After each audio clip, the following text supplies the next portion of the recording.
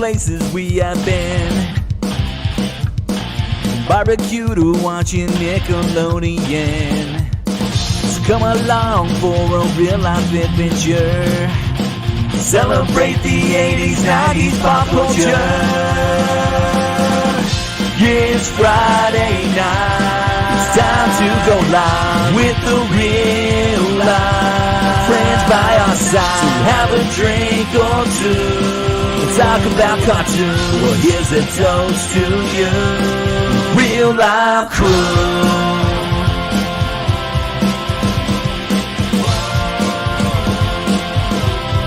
Real life crew. Here's a toast to you.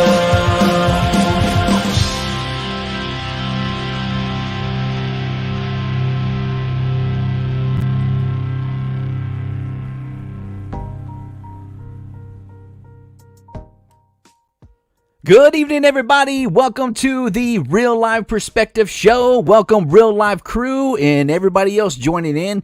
It's Saturday night. It is 7:05 p.m. Central Time, and it is time to party, ladies and gentlemen. We have some very special guests in the Bat Cave with us tonight. So, holy pop culture, ladies and gentlemen, please welcome to the Real Life Perspective Show for the very first time. We have Mr. Ben and Gary from Bull Airs. Welcome, guys. Hey, we're here. Hey. Welcome. Hey, what's your dog's name? Willow Daisy. She's a little Bernedoodle. She's a little bundle. Love it, man. Yeah. Very cool.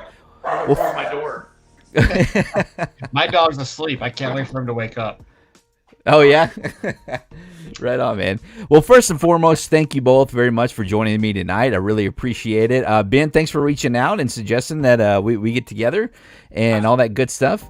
So we're looking forward to tonight. Okay. So first things first, give everybody out there who's listening a little bit of who each of you are and how you're affiliated with bullairs.com.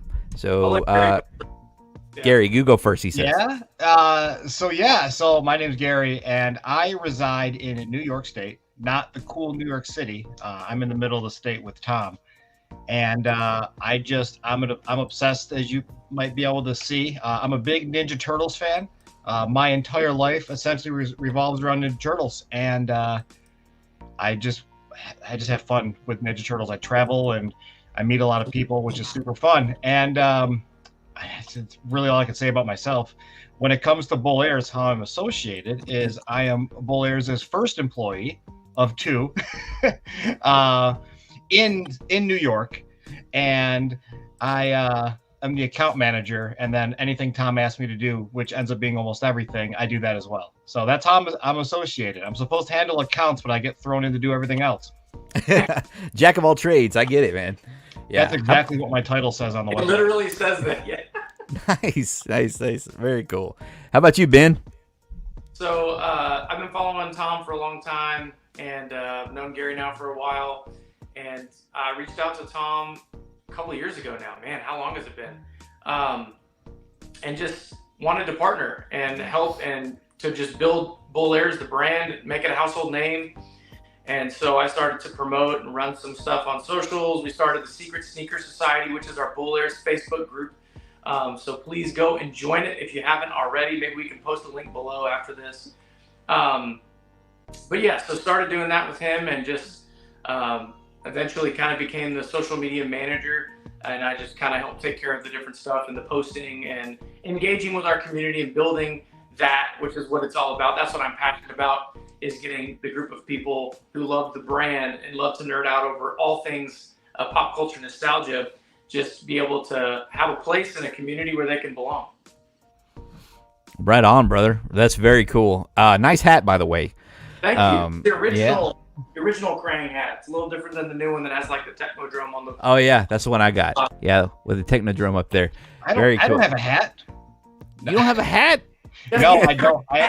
I don't wear baseball caps because the moment I put one on, having long hair and a beard, I look like a huge NASCAR fan, and I don't like that. I just can't wear hats. So Well, and Gary doesn't wear a lot of the Bull Air shoes, but he has like a whole wall of them as art displays, which they work for that too. So Yeah. For the record, I just want to clear up. I have a size 13 foot and I wear skinny jeans. So when I wear anything that we make, my feet are just illuminating and it looks like I'm wearing clown shoes. So well, when he does the Bozo shoe, you can actually literally a walking billboard. yeah, right. Yeah. I wear the rest of our stuff. Just the shoes, as much as I love them and they're the most comfortable shoes for real that I've ever worn, my feet are too big. And I love that about you guys is that you not only specialize in shoes, but you have other merch as well. I'm going to pull up your website here in a second. But one of the first things that we do here on the Real Life Perspective Show is we check out the top box office hits for the previous weekend, guys. So for the weekend of December 29th through the 30th, we've got coming in at number 5, Anyone But You. Number 4, The Color Purple. I remember the original back in I guess it was the 80s with Whoopi Goldberg. Do you guys remember that one? Anybody watch? Vaguely, yeah. I think I was in elementary when it came out. I remember vaguely watching it. I think we watched it at school, believe it or not.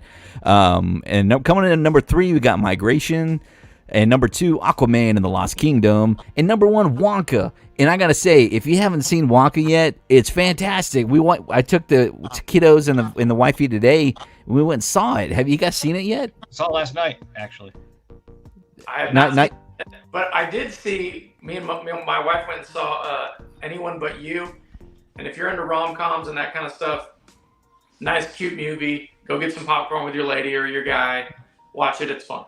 Nice. Yeah, I don't know much about those actors. I don't recognize any of them. They're a little bit of the younger generation of the actors, I believe. Is that would that be accurate there? Cool. Right on. Well, very cool. Well, another thing, this is the first time I'm doing this. Hold on, before I pull that up. First time I'm doing this. I kind of like to break the ice. And this is the first time I'm using this thing on a live stream. This is my 1994 Nickelodeon blimp from, this one is actually from Burger King. I recognize you recognize that, right? Just by looking at it, right? So what it does is it has categories. It's got songs, cartoons, animals, food, and IC. I'm going to flip my camera around while you're looking at that so that I can see. I should have done this the other way from the beginning, but oh, it's cool. Yeah, go ahead, flip around. So yeah, man, you got to be able to see it because I'm going to be doing lots of fun stuff on cam. Yeah, I don't know why I was thinking. I mean, I probably should have wore pants, but that happens sometimes whenever you're, I know that one. Totally kidding. But I thought we'd break the ice a little bit and have a little bit of just good old childhood fun, and let's see what comes up here. I'm going to put you guys on the spot here, okay? And everybody in the chat is welcome to join in as well. Here we go. All right, we've got name a song that starts with H. If you can you? I can throw it out there. I probably will know Hellions from one of my favorite bands, Fit for an Autopsy. Fit for an Autopsy. Okay. How about you, Ben? It starts with an H. It's kind of hard right on the spot. And I stuck with song titles. All I can think is like hot. Hot. That's one. Hot Heat. I bet you it's a song. I don't know. Oh man. Hot's a good one. Hello Sunshine. Okay. Isn't that a Beatles song or something? Probably. I like the Beatles. I just don't know much about them. The Godzilla -1 they're saying that's the best movie of the year. I've heard it's really good. I'm hyped. I haven't seen it yet. It's on the docket. We still got to do it. I heard they finally made Godzilla like not the nice guy. He just was actually the way Godzilla was intended to be, kind of thing. Yeah, the way Chadillac, the Chad up in the chat, the way he described it was he's a force of nature. He's a force of nature, and he's necessary, but you just gotta. We got somebody hit me with your best shot. That's a great one, great H song. Yeah, there you go. JD's Barbecue and Bourbon up in there saying "Holla back, girl." Love it, man. Let's do one more. Okay, here's this one. This one should be fun. We need more thumbs up. Cartoon that starts with F. What's a cartoon that starts with F? Fraggle Rock. Is that kind of a Ooh. cartoon? Kinda. There is a cartoon version of it. Okay, well, we'll go with that. Good one. What you I got? don't know if I've got one. I was thinking of the movie Frankenweenie. Is that considered a cartoon? That is a cartoon. Yeah, we'll take it, man. If you guys have any more cartoons that starts with F out there, I'm trying to think of one. Fantasia? I mean, that's a movie cartoon. Movie. That's a series, but Fantasia's one. Yeah, that's cool. Yeah, that's a good one. Fantasia's good. Fraggle Rock is oh, Family Guy. Four Family Lows Guy. dropping Family Guy. Duh, that's like Family Guy. it's one of the best ones. Awesome. My wife is the best Herb the Perv I've ever heard. Oh, what's it called? Herb the Bird. Herb the Perv with a little list. Oh yeah. He's got the list down perfect. I can't. Yeah, that dude nails it every time, right? I bet you he could do a great Matthew McConaughey impression too. We got check this out. We got VD in the house calling up Flintstones. Oh, yeah. Wow. Yeah, we're that's the thing. That's what you got to love the chat. Thanks for being here, chat. You guys are saving our lives. It's like when you're watching Wheel of Fortune and you're looking at the puzzle and you're just like, and then they say it and you're like, oh my gosh, yeah. Yeah, that's it. Yeah, Flintstones. Oh, we got both of them coming in at Flintstones. So, guys, it's Saturday night. I have not had an adult beverage all weekend. So, I'm going to break out my fancy, I don't know if you can see that, my Pizza Planet Igloo mug, because the OG Toy Story is unbeatable in my opinion. Agreed. I agree. I'll open up the beer fridge right here. Let's see. Grab something. Oh, look at I've you. got cocktail classic Jelly Bellies, if that counts, because I don't drink. Oh, that does count. That sounds delicious too. Jelly Bellies are the best, man. I'm going for Shiner Cheer because, we're not too far past Christmas. So, cheers, Shiner Cheer. Has peaches in it and pecan. Shiner Cheer. Nice, man. I was going to break out the McConaughey's with Twisted Egg Brewery. It's a hazy IPA, just so I could show that I'm kind of a man. I'm a man and I can drink IPAs, right? That's what everybody, that's why the whole purpose why people drink IPAs, right? Is to show that they have hair on their testiculars. And but tonight I am drinking a light beer because of this purpose. I know you guys are really big into pop culture. You guys grew up in the 80s. Is that correct? Oh, yeah. Okay. Well, welcome to the show, ladies and gentlemen, the Boglin Beer Cam. Do you guys remember Boglins from the 80s? Oh, yeah. We've got them in the office. Oh, sweet, dude. So, I'm also going to be drinking out of this 1980s official Billy Bob Showbiz Pizza Place mug. Dude, I had probably 3 birthday parties at Showbiz Pizza, man. The OG. My favorite was the girl that played the keyboard. But of course, you had Billy Bob, who was jamming. And Chuck E. Cheese was just like the bass player or something. And then they were like, you know what, you're going to be the front man now. So there was a rocket fire explosion. And there was the gorilla. Let me see if I can pull him up real quick. Anyways, there was a Mitzi Mozzarella. She was just kind of a cheerleader backup singer. There was a guitar player, Wolf. And it's so great that I love my kids because they're the ones who said, I want to know about Showbiz Pizza. And they just started doing all the research on YouTube and finding all these videos. And I learned so much because and I was like, I'm going to just go down this rabbit hole with you guys because I loved it just as much. I remember having one birthday there, and the only present that I remember picking up was a He-Man Masters of the Universe Mantis. Is it Mantis? Where the eyeballs popped out? Yeah. Remember Mantis, that character? That's what I remember, and that's why that character is one of my favorites from that, because Showbiz Pizza reminds me of that. But you know what else reminds me of Showbiz Pizza is the light beer of every adult walking into I think this was back in the days where they could still smoke and everything. And I remember walking around seeing all of these little mugs everywhere with this little light beer, because back then they didn't have anything really too heavy, right? So that's why I'm going with light beer tonight, guys. And there you go. So salute, everybody. Cheers. Cheers. All right. I got water.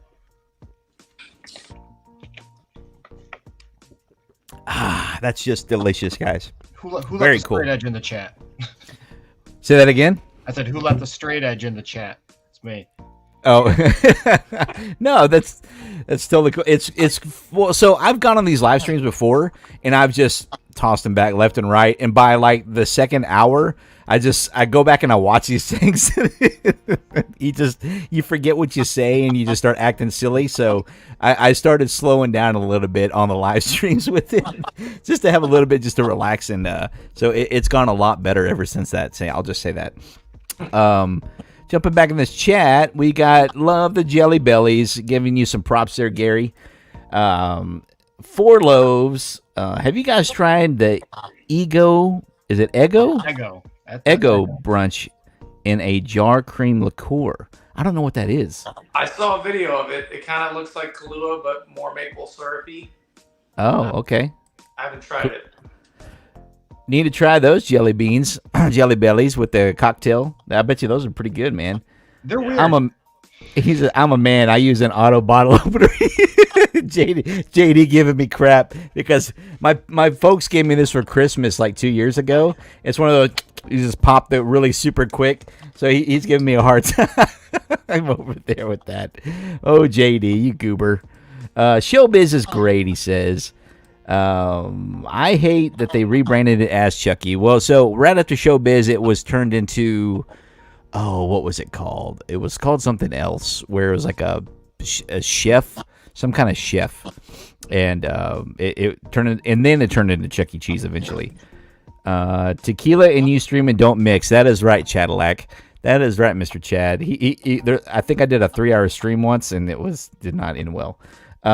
Is there any flavor that will not try to put in a bottle? Oh, I don't know. Well, you know what? Bull Airs. That's your next flavor. You know, you guys got to make a Bull Airs IPA with the built-in bottle opener on the side. I'll let Tom know we need the Bull Airs Brewery. There you go, Bull Airs Brewery. Love it. And speaking of Bull Airs, let's check out your guys' website, man. And if you guys want to just have at it, man, I'm just gonna kind of play around with it and talk about anything you want to talk about it. Have at it. Yeah, so I mean, I can lead a little bit. Huge shout out to our buddy Paul. Paul did the website for us, and it really just drives everything. We're mainly an online retailer. We do have a real office here in New York, but we don't really sell anything out of it. People can show up and check all the cool stuff out and chat with us a little bit. But yeah, we do most of our we do all of our sales almost strictly online unless we're traveling to a convention. But yeah, it houses all of our creations. Our company tends to do a lot of limited drops, and we retire products. We try to keep stuff pretty scarce. We lost Ben for a second there, but hopefully Ben comes back. But yeah, we just do a lot of pop culture inspired designs. Either we're doing some licensed items, or we're doing some inspired items without logos and such, obviously. But we try our best to make everything as unique as possible that we release, and we try to do a couple of drops per month. So we're always keeping it fresh and updated. For sure, man. And I know you guys are specifically focused on a Steamboat Willie launch. Is that correct? Yeah, Steamboat Willie went public domain on January 1st. It's been a huge deal for a while because for those who don't know, Disney has been trying to keep that under wraps for a while. They've been working with Congress, I think, to keep passing legislation, and they finally gave up. It was like 95 years is the limit, and it went public domain on January 1st. And Tom and our crew of designers just went nuts and just had a full line ready to go. Wow, man, and this stuff is so slick. I personally love the jackets that you guys make. I just love the Letterman jackets that you got. Oh, speaking of, I'm rocking one on the back of my the tester, the game tester. Oh yeah. Shoe tester. Yeah, official shoe tester. That's it. I picked one of those up from you guys. Where's it at? And this is the coolest jacket. I love this thing, man. I wear it everywhere, and wifey's like, "Oh my god, you're wearing that jacket again." And but I rock it with my also favorite new hat, the My Pet Monster from Bull Airs. I've been trying to pump that one as much as I can on the Instagram. But yeah, your jacket. That's what I love about it, is that it's not only shoes, but it's also other merch as well. Because I have two shoes of yours as well. I got the NES sneakers, which I will be releasing some content soon on that. And then I also pre-ordered the My Pet Monster, because My Pet Monster is that's just so dope, man. That's my jam, you man. Mean the Monster Plus shoes? The Monster Plus shoes. I mean, I'm sorry, the Monster Plus shoes. Yeah, those are so cool, man. I love those things. Where are they at? I bet you they're on here somewhere. We are working on licensing with that right now. We want to start doing everything 100% official with them. Really exciting. So I saw the originals that went out of stock. You guys did a pair. I don't know how long ago it was, but I found some that were retired from your website, and those look pretty cool as well. But yeah, I was. I think those might have been a one of one early on the last website. What would happen is we would do a commission, and I think Tom would post them as almost like an advertisement, but they were just a one of one. Oh, okay. Here they are right here. Oh, these Monster Plus Munster. These Munster. Yeah. And I was digging around on Tom's Instagram, just going through all of his, reels. And I found he had this cartoon. I didn't know anybody else in the world knew what this cartoon was. The 1987 cartoon of My Pet Monster. Anyways, he had this plush that he's like, I'm gonna grab My Pet Monster, and I've been researching everywhere, all over the internet. I can't find him anywhere. So you gotta tell Tom to tell me where I can find that thing, because I don't know if it's custom or what, but they are 100% handmade with a company called Surreal Studios. They're a very limited thing that we did in partnership with them. They're creating them. I will say that we are hoping to release them officially very soon. Good. We want that to be a real thing. We want to be, like I said, we want to make sure that everything is with full licensing, full partnership, and we really, truly want to get the My Pet Monster brand back to the forefront, because in my personal opinion, a lot of people forgot about it, and we want to unlock that hidden memory when they see it. And that's what happens with like that hat that we had done a while back. Yep. When they see the corduroy on it and all that jazz, it brings them back. So we're truly hoping that we can move forward with that partnership and get something out there and celebrate My Pet Monster. Right on, man. I hope it works out, because I love that stuff. It's near and dear to my. That's what kind of turned me on to you guys. So I met you guys I met Ben and Tom specifically. Just put it there, Ben. And at Retropalooza in Arlington, Texas. And that's where I met you. I never knew you. I'm so glad I went, because I never knew you guys existed, because I live in a bubble, man. And so it was just love at first sight. I did a quick little interview with you guys, and then you guys did a quick little interview with me. Yep. And so still to come, that footage will still be released eventually once I get time to actually sit down and edit all that fun stuff. But yeah, we were Ben. We were just glad to have you back. We were just talking. We were talking about some the website and the Steamboat Willie that Bull Airs is pumping right now. There you go. Okay. Before we get into the questions, how about this? How about a little movie trivia for our chat out there? And if you know the answer, feel free to toss it in the comments in the chat. We don't say it out loud, just so give the chat some time to check it out. But bullairs.com, ladies and gentlemen, before we move into that. But here we go. First trivia question of the night. James Wood voiced what villain for which 1997 animated movie? James Woods. He voiced the villain for what 1997 animated movie? And I'll give you a hint. It's a Disney movie. If you know the answer, put it in the comments and to the chat. I'm awful at this kind of stuff, so I can't even think of anything to put in our little side chat here to let you know I have the answer. Oh, okay. Yeah. That's okay. So you're saying you don't know much movie trivia? No, I am awful with movie trivia.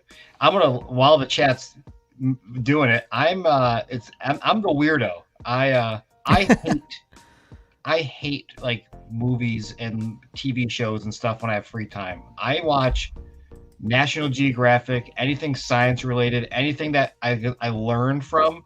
That's what I watch.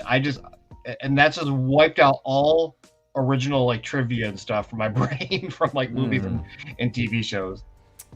Fair enough. And I'm the complete opposite. I feel that I'm old enough that I've learned everything I need to know to get through life.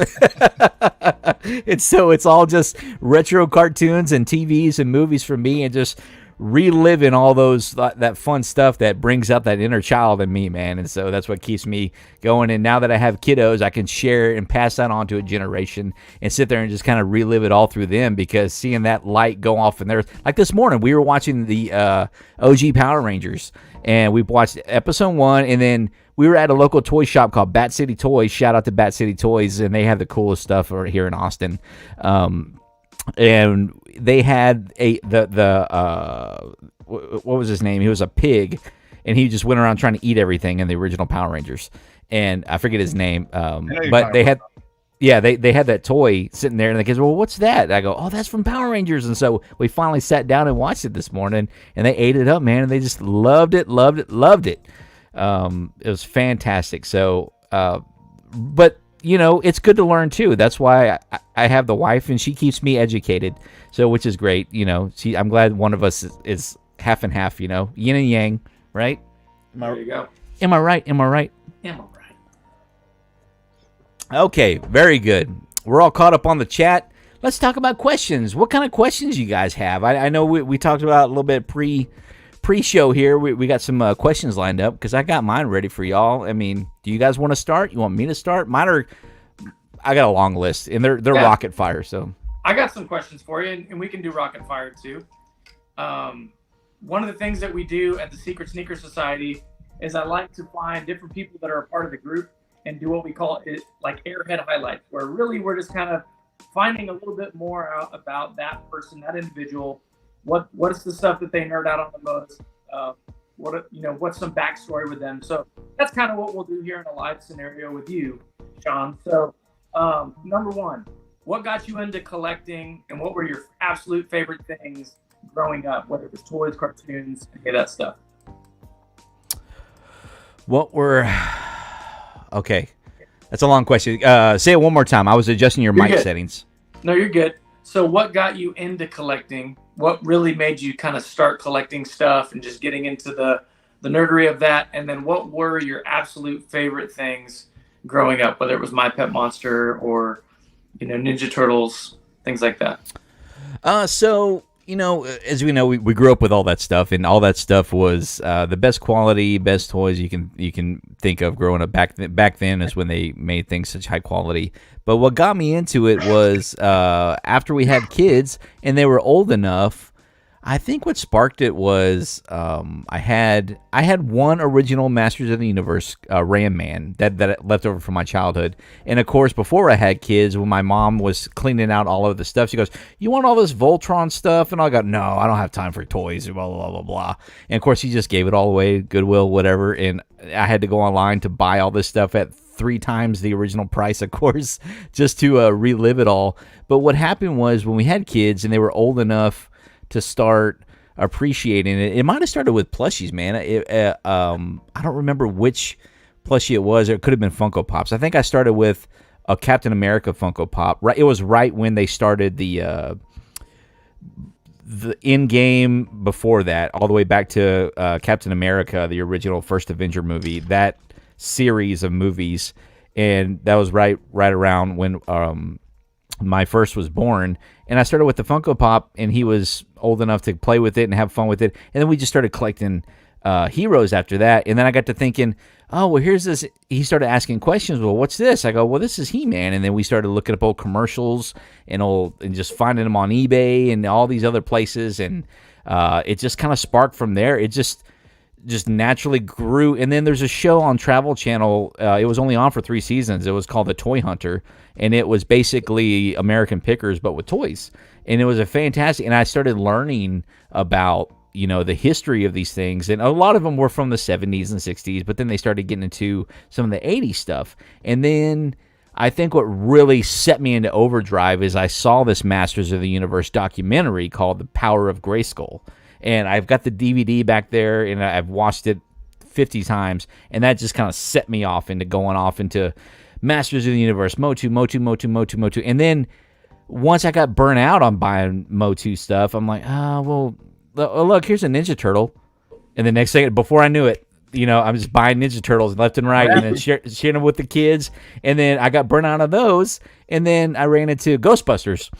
So, and it was just one thing after the other, and just started buying Ghostbusters toys left and right. And then next, what was next? Right now, I'm into like a Nickelodeon. I'm going nuts. Obviously, when Paul Rubens passed away, I picked up some Pee-wee. I jumped on the bandwagon like everybody else in the world, and I didn't have any original stuff. It was all just all that kind of things. Oh, and then Nintendo stuff. You can see I've got the whole setup back there, and yeah, you got the glove.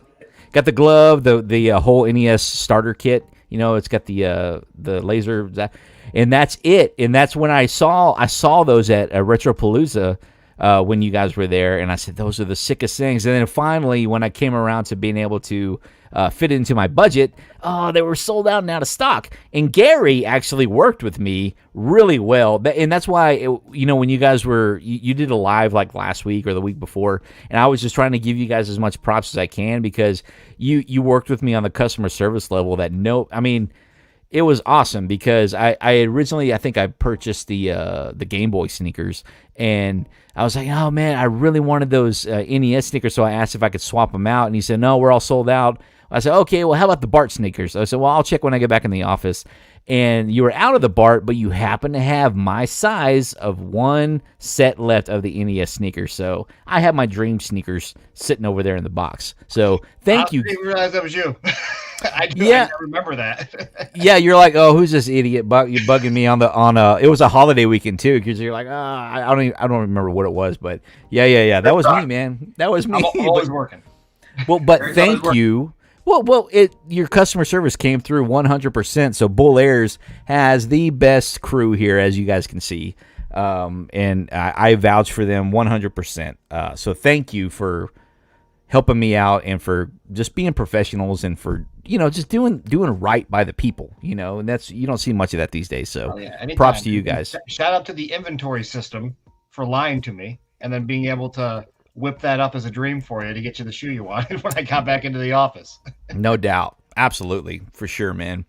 I remember, Gary, you said you had a really cool story when we did your highlight, I think, when you were talking about like when you really got into Ninja Turtles. Was it a grandparent that was like a really special relationship, and it was one of those things that just like... Yeah. You guys ready for a tearjerker? I've told this story hundreds of times, I feel like, but it's one of my favorite stories. So I was given up as a child, adopted by my grandparents at age 2. So thankfully, my grandparents, they're well off. I was spoiled. I was the grandkid that got spoiled, got raised. So I got everything I wanted. I always wanted Ninja Turtles. I always got tons of Ninja Turtles. And that's just how it was. And they always say there's a term grandma's boy. And that was me through and through.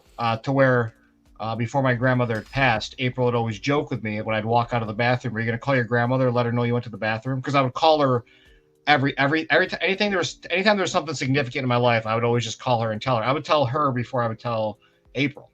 So yeah, so when I was 15, 16, I was skateboarding for, I don't know, 8 or 9 years at that point. And I got to that teenager point in my life where I was breaking toys that I had. I was putting them on my skateboard, launching them off, and just being a goofball. And I came home from school one day, and she said, they're all in a trash bag, like a couple trash bags in our dining room. Said, I'm giving these to the rescue mission. All you're doing is breaking them.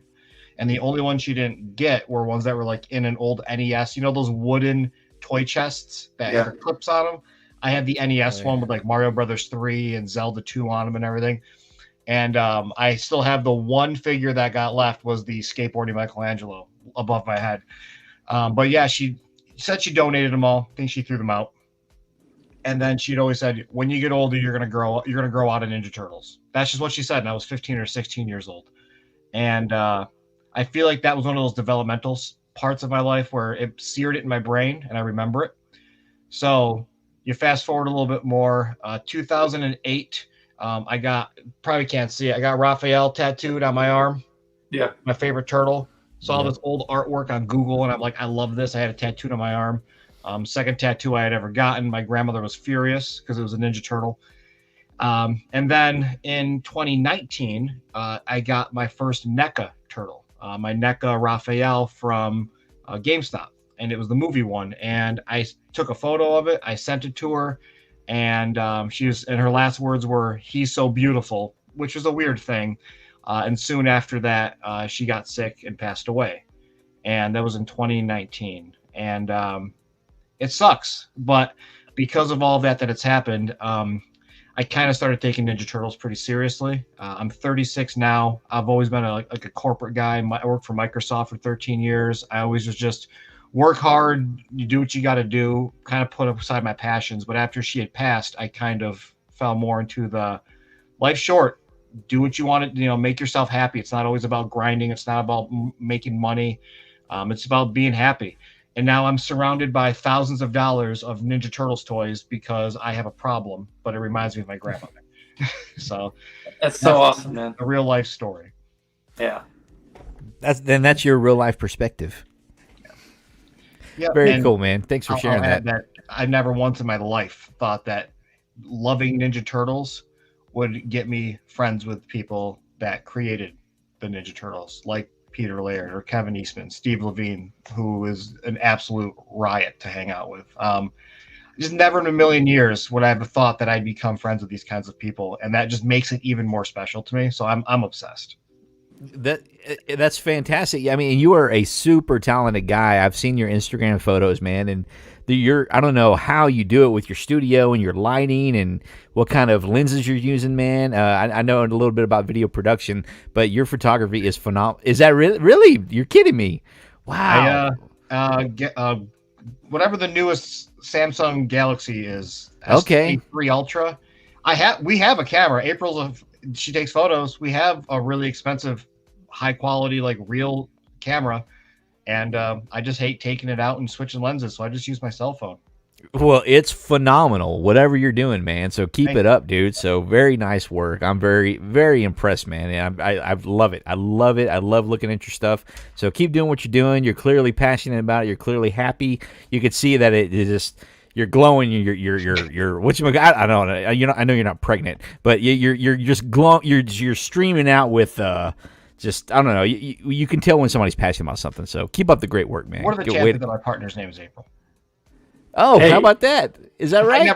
I never realized it, to be honest. Someone's like, is that why you're dating April? I'm like, what are you talking about? I never put two and two together. And she's the second April I've dated too. So wow. Okay. All right. Here's an easy one for you guys. What movie musical was set at Rydell High School? If you know the answer, toss that one in the chats. That's an oldie, man. It's an oldie where I come from. So, is that Grease? Yeah, it's Grease. It's Grease, Ben. It's Grease. Sorry, did I jump the gun? Well, no one answered the last one, so I'll give Ben a pass for just jumping on that one right away. If you know the last one, you could throw it out. I don't think anybody answered that one. So, do you remember what it was, Gary? You said James Woods played. He was the voice actor of a Disney movie, '97. Yep. Of a villain. Yep. So I don't know the answer, but for the only thing that comes into my head is, and I don't even know what year it was, but for some reason I keep thinking of the bad guy from Pocahontas. Oh, no, not that. No, I'm gonna let that one linger. Then I know the answer because I've seen the movie many times. But no, it is not Pocahontas. I will say. I have a guy in my head, but I can't think of what his name is. Well, you don't have to think of the name. Do you know the movie? Yes, Beauty and the Beast. Garcon, no. Gaston? Negative. That was my second go-to. And my third go-to would have been the bad guy from Hunchback of Notre Dame, which I don't know the name of either. Oh, okay. I'll give you guys a hint. Well, you're not going to get much of a hint because I don't really have much of a gun show, but, does this help?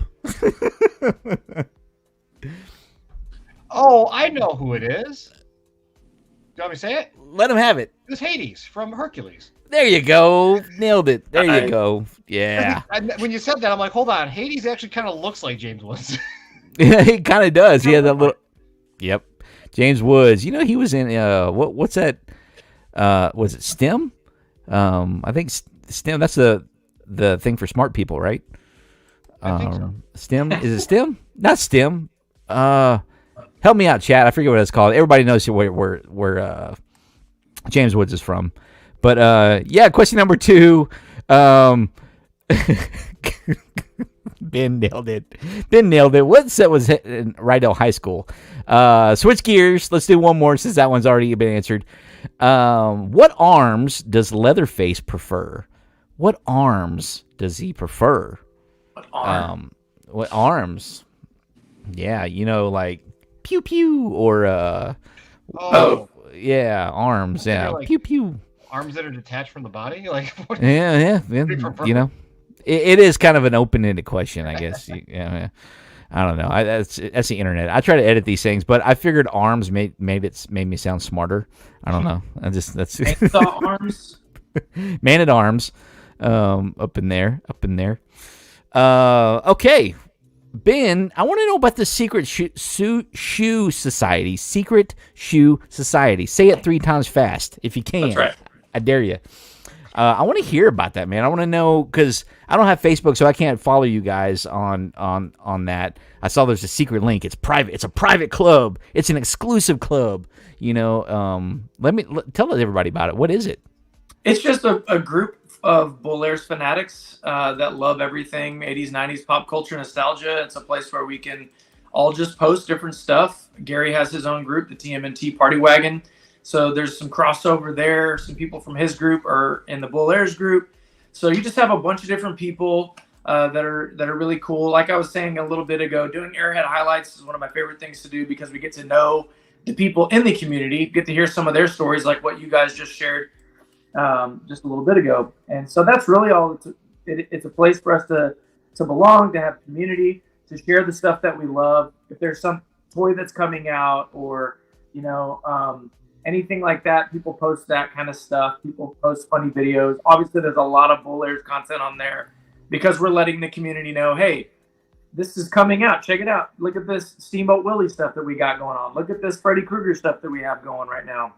And so it's also cool because within that group, there's a street team of people that help to promote Bolaires everywhere they are, online, at conventions. We send them flyers. We have a street team pack, like a box that they can order. That comes with lots of cool stuff. And that I pack up. Yep. We're the jack of all trades. I also ship. That's right. And so, yeah, it's just a cool place for the community of Bolaires to continue to grow. Obviously, he has his social media following on Instagram, TikTok, and then Facebook's just a place where we can hang out, nerd out, get a little more personal, I would say. That's awesome, man. So cool. This is a great learning a learning thing for me because I just figured you worked for Bolaires and all that good stuff. You're affiliated, so it's really cool, man. That's really cool. Thanks for sharing that. Yeah, so I have a full-time job, and I also am in a band and play music. And then this is kind of just a really fun side thing for me to be able to do and to be able to help Tom and to just be a part of the community. But it's awesome. And it's really cool to see how there's so many other people in our group that are involved in different stuff. We have guys like Mike Bell in the group who, he was in the military, still is in the military, but he has like all these different people have businesses and things that they're involved with. And it's a really cool way. His son is a paraplegic. And so it's been a really cool way that our group can support him and some of his different endeavors, whether it be business, whether it be family. And so it's really cool to see how the group supports one another in those different ways. Right on, man. Very cool. It sounds like a really great family community thing you guys got going on. So I am very impressed. Gary Four Lows is asking, do you travel a lot? Do I travel a lot? Kinda. Not as much as you'd think. We do a lot of conventions. I travel to a lot of conventions. Usually it's like 1 or 2 a month. But lately, the wife's been getting pretty mad at me, so we've kind of cooled it down a little bit. I think the last thing we did New York Comic Con, and then right after that, I had to go to Tennessee, where I saw in your little intro one of our good friends. We called him up over there, David Arquette. Yeah, so you guys are working with Bozo Shoes with him, right? Yeah, so we're friends with him. So I was like, I told Thomas I'd hit him up. We're in town, so we went down to Tennessee, and then I think since then we've been good. I haven't been able to travel a lot, just gonna get yelled at. But we were supposed to do like 3 events this month, 3 different things this month, but I think we're not doing any of them. So I get a little bit of a break, but okay. But yeah, I travel more than I like. I like to stay home, but it's fun sometimes. Life stories, you know. Yeah, for sure. It's funny about that David Arquette video. I think he's actually wearing a Bozo shirt in the video that he made for me. So, small world. I mean, I don't know if you guys were in contact with him or the dude just loves Bozo. Do you guys remember Bozo, the show, the clown show? Heck yeah, Bozo the Clown. Yeah. Yep. I have vague memories of watching it, and then it's like when you're a kid, it's amazing how much HDR and colors your young eyeballs see, and then you go back and watch it again, and you're like, this is just really caked on makeup. And who was his psych? I don't remember the sidekick. You remember he had I guess he had orange hair. He was like bald on top. Well, I guess Bozo was too, and he had the red, obviously. But then he had a sidekick with him along a co-host. Do you remember his name? Anybody? I don't remember his name. I can't think of it off the top of my head. Like I said, beats me. you remember him, right? What he looked like in his head. Anyways, yeah. So that's awesome that David's working with you guys on that. So he's over in Tennessee, eh? Yeah, he lives down in Tennessee. We work with a lot of different celebrities. I see that, man. I like all y'all's commission. So is a lot of y'all's commission shoes working directly with celebrities? Commission one-offs sometimes?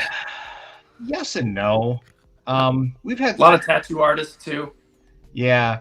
Our commissions are just collectors most of the time. A lot of really? Shoe collectors hit us up, and it's crazy. It's awesome, you know, and I enjoy it a lot. And then, you know, every once in a while you'll get one person that has a connection to somebody else. And then you're moving. Cookie. Well, Cookie was his co-host. That's his name. Thanks, Chad. Yeah, that makes sense. Yeah. I was gonna say Ryan is now a business partner for Bull Airs, but when he started kind of finding Bull Airs and seeing everything that was going on, he had a bunch of commissions under his belt that he had ordered from Tom. Pee Wee Herman was one of them. He did Killer Clowns from Outer Space. Battletoads, my personal favorite. Battletoads was awesome. Wait, Ryan, who's Ryan? Who y'all talking about? Oh, so hold on. Before we go into it, bring up the website again if you still got it. I got it. Bring it up. I think this is important. In the top right-hand corner, type in the word team. And we should get meet the team. It should pop up soon. Don't hit enter. Just type in team, and it says meet the team right below it. That one. Click that. Let's go into that. There we are. So this shows you what goes on behind the scenes. So Ryan is our is one of our chief operating officer. I think we have. Essentially, Ryan, as Ben was saying, he had a lot of commissions, and Tom was like, "What do you do for a living? You boss so much." And he runs an amazing company called Iron Light, and I'm proud to be part of it. And he just came on board, so he's part of the team. What's Iron Light? What do they do? What kind of stuff? They do a lot of investing. They invest in a lot of movies, like independent movies and true stories of people's lives, empowering people. And it's kind of hard to say without just saying it's a very nice company that goes against the grain of stories that don't get told, and I think it's amazing. It's stuff that I personally like to be a part of. So they do a lot of stuff though. Like there's a lot going on with the Iron Light team. So that's cool. You know, this guy started. I think when I started posting you guys on my IG, I think he actually started following me. So I see his stuff too, and I think I followed him back just because he just looked like a cool dude. And so now he looks familiar after seeing that. He is. Look at his beard. Look at that beard at this point. Yeah, good luck, buddy. That dude's got it going on. I mean, look at that beard. Just look at that. I mean, My brother, the Cadillac, he's got an impressive beard as well. I mean, it's not none of these Duck Dynasty beards. I mean, I think those are the number one beards. Those are the guys who put beards back on the map. I gotta say, But anyways, cool, man. Well, thanks for sharing that. One more trivia question, and then we're gonna get into some of my fun pop trivia stuff for you guys. Okay, are you ready? Are you ready? Okay, one more. Here we go. What animal does groundskeeper Carl fight against throughout the movie Caddyshack? Well, we don't answer it yet. Is this is for the chat first? It's for the chat first. And it's also the reason why I do it is because later on I make shorts out of them, and I do a Tuesday trivia thing, and I release those on Tuesdays. And I don't know the answer. As long as you give like a 10-second, space or whatever, you'll be okay. Ben, Grease. I know. That's why I was like, I'm gonna raise my hand. Yeah. I know. This is back to elementary, isn't it? Let's see. Have you guys got any tattoos from Tom? Do you guys have any? Yep, I got a couple. I almost got one at that convention that I met you at. But our buddy Donovan, who's a tattoo artist, also gets a lot of commissions from Tom. He got a Bolaires tattoo on his leg from Tom while we were at that convention. But I told Tom, Tom offered to give me a tattoo, so I said yes. No kidding. Gary has like a giant. Don't you have like Spangler on your calf or something? Yeah, that was the last tattoo from him. I met Tom because I won an Instagram contest to get a free tattoo. That's actually how I met him. Oh, okay. You'll appreciate it. That's the wrong arm. Hang on, I'm gonna blow you up. Hang on, I gotta see this. Blow it up. Scoot it over. This is the first. Let me guess. Let me guess who that is. That's somebody, I don't know his name. He's from Mario Brothers, obviously. From Super Mario World? Close, yeah. Part 3. Yeah, from a couple of them. You ready? I'm ready. It's Ludwig. Ludwig von Koopa. Oh, that's right. That's right. This is the Super Smash Brothers 4 version of him from just from like the selection screen. I always wanted to get Ludwig on me, and all of my tattoos are all nerd culture type things that are special to me as a kid, and that's what he did on me. And I love it. It's the most painful spot in my my arm. I bet, dude. I bet that hurt like a mofo. Oh man, but that's dedication, man. Permission to tell my fun Spangler story? Let's hear it. Oh my, I love this one. So for those who don't know, I'm not a big Ghostbusters fan. Ghostbusters is awesome. I'm just not it's not a thing that I collect or I it's not a big thing. I love those shoes. Those are cool. But very cool. One more. Remember when the last Ghostbusters movie came out? Was the Afterlife? Yeah, the continuation. Yeah, So Afterlife. So when that was coming out, they're like, "Oh, the trailer is going live." I think this was in the middle of COVID. No, it was before COVID. Maybe it was. I don't remember. Whenever the trailer went live, Tom has a tattoo lined up, and the way Tom used to do his tattoos was he would always try to aim to get that kind of theme while it was trending, and then he would share it on Instagram and it would trend. So he hits me up on a Sunday morning at like 9 a.m. He just calls me and he goes, "What are you doing?" I'm like, I'm sleeping. He goes, "You want a tattoo?" I'm like, "Sure. What?" And he goes, I need to do a Ghostbusters tattoo for tomorrow to be trending. And I was like, "All right, cool, man." And he goes, "Be here in an hour." And I'm like, "What?" So I just had to get out of bed, drive. Mind you, Tom lives 40 minutes from me. So I had to jump in my car and drive down there to get a tattoo. I didn't even know what it was. And then by the end of the day, I'm 6'1". I've got from my knee to my goddamn ankle, Egon Spangler's face. I got Harold Ramis on my shin. It is really big. He just said, "Yeah, man, I don't care what you do. Just go ahead and put whatever you want on there." So you just, dude, you're crazy, man. I was like, you know what? I'm like, it was one of those things where it's like I was in that weird phase where I'm like, I don't care. I'm getting a free tattoo. I don't give a shit what it is. And it was, and there it is. Egon Spangler on me for life. Well, dude, Harold Ramis, you couldn't ask for a better icon to put on there, man. And it is so good. It is such a good. It's a caricature. It's a tattoon, as Tom patented. Nice. It is. It's like his Peter Venkman, Bill Murray one. Same kind of style, but a lot bigger, obviously. Like I saw him do a Venkman one. I think it's on somebody's forearm, and I love it. And it kind of has that same style. Yeah, it's wonderful. And right to the left of it, he did a Nice. Planet Express ship on my left leg that he quit tattooing after it, and now he's never finished it. Yeah. You guys got a favorite Harold Ramis movie that you like? Ghostbusters. Yeah, Ghostbusters. I would go with Ghostbusters. Hold on, bring that back, Ben. Bring it back. I love that shoe. So this was originally this shoe was originally a commission that I ordered from Tom. And so my dream was to do a Venkman getting slime. So this whole shoe is the flight suit. So it has the zipper and the P-tube and the shoulder pads and the backpack strap, all the different details with his, And then the other shoe was going to be Stay Puffed, which is really cool.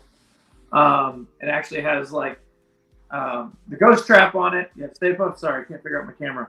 This is like marshmallow epoxy. You got the different stuff like that. But anyway, once this shoe came out, you got the marshmallow epoxy Nike swoosh. Really cool detail. But once these were going to come out, I was like, man, these are way too cool to not share with the world. So Tom did a massive release. It was a really successful one. And now I think, Gary, correct me if I'm wrong, but people can still order the flight suits on bullairs.com. They might still be up. I think I find have out. one pair left in I think I have one pair left, but Okay. I'm unsure. So here's a fun little peek behind the curtain. So what Ben just showed you, so we have these professionally made. We work with a really awesome factory, and they don't come like that. No. So you see those wonderful sweat marks and how it's kind of dirty a little bit to look more like a flight suit. Yeah. That's all Tom and myself hand painting that stuff on there. I figured it was whenever I saw y'all's post about the Steamboat Willie. You spilled the ink all over. You guys spilled the ink everywhere. I mean, Oh my God, yeah. That was sitting there for like a good half a day before he realized he spilled it. Yeah, capitalize on it, man, for sure. This is my favorite. Here's my favorite peek behind the curtain. You ready for how this stuff works? Yeah. So those paint marks, Tom taught me this. That they'll get that to look the way it does, and we're doing it right now with our Freddies. You mix your shoe paint with Diet Pepsi. Oh, what does that do? It just makes it stick better. It doesn't do anything negative because it's diet. There's nothing sticky. There's no sugars or anything like that. That's You would never like Ben's is like that. Ben has it in hand. You'd never know it wasn't water, but it works better. It's like a shoe. It's like a cobbler trick. I had no idea it was a thing. That's so cool. I think it's news to Ben as well.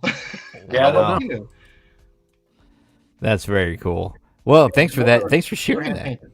Yeah, and I had a feeling you guys did. And when I saw you guys have the new Jesse clean sneakers in, you guys have to modify those, right? And you have to like all the ones that want the torn up. The what's the term that you guys use for those slashed up ones? Oh yeah, I think we just called them dirty versions. I think Okay. Yeah, I spent my whole day yesterday. I went in on my day off. If you saw the Instagram story, that was legit. I work from home on Fridays. I went into the office.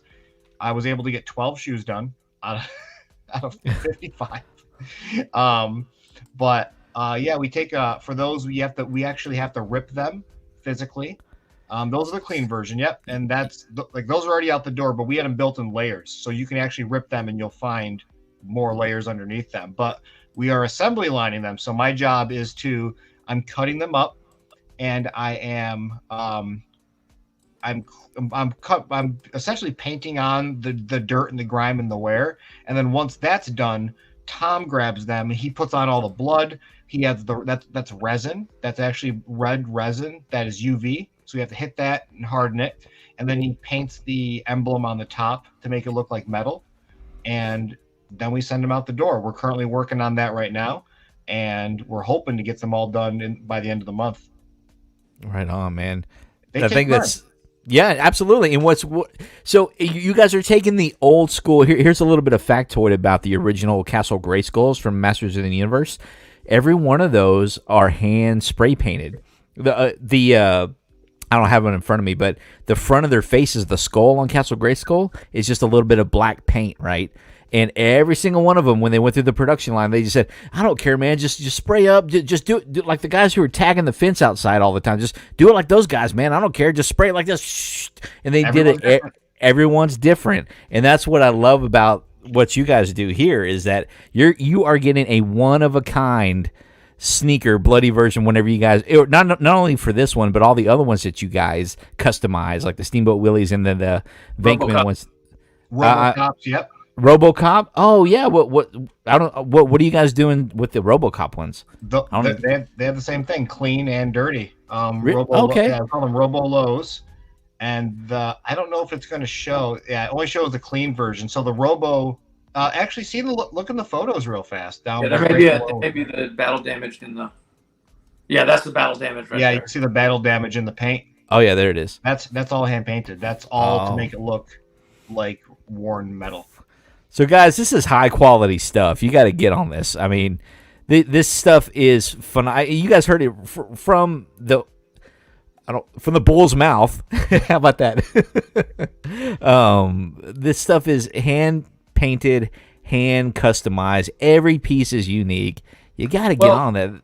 And for people that don't know, Tom was on Celebrity Ink Master, so he's a very talented artist. So he's not just someone that's like, "Hey, let's make a cool shoe." He's an artist that's like, "Hey, I can not only do I have a brilliant mind to make art, but he's very creative." Same thing with Gary. Gary does all kinds of dioramas and different stuff. He's been painting for many years, doing custom figures and stuff like that. So this was a perfect fit for Gary to be able to go, "Hey, I can do a lot of this stuff with Tom." And so, you have artists that are working on these things. Yeah, that's so cool. Tom almost says daily he's glad that he hired somebody that actually has an art background because I can take stuff off his plate. Nice. I saw these too, and I didn't even know to say I'm officially now an airhead. I'm learning so much from you guys because I saw y'all's post on these as well.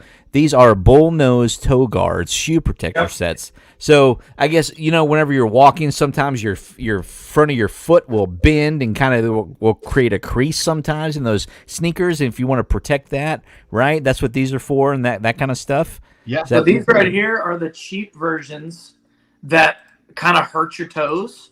This is what I have been using in my shoes for a while. Those are a much better, more comfortable, more high quality version of that.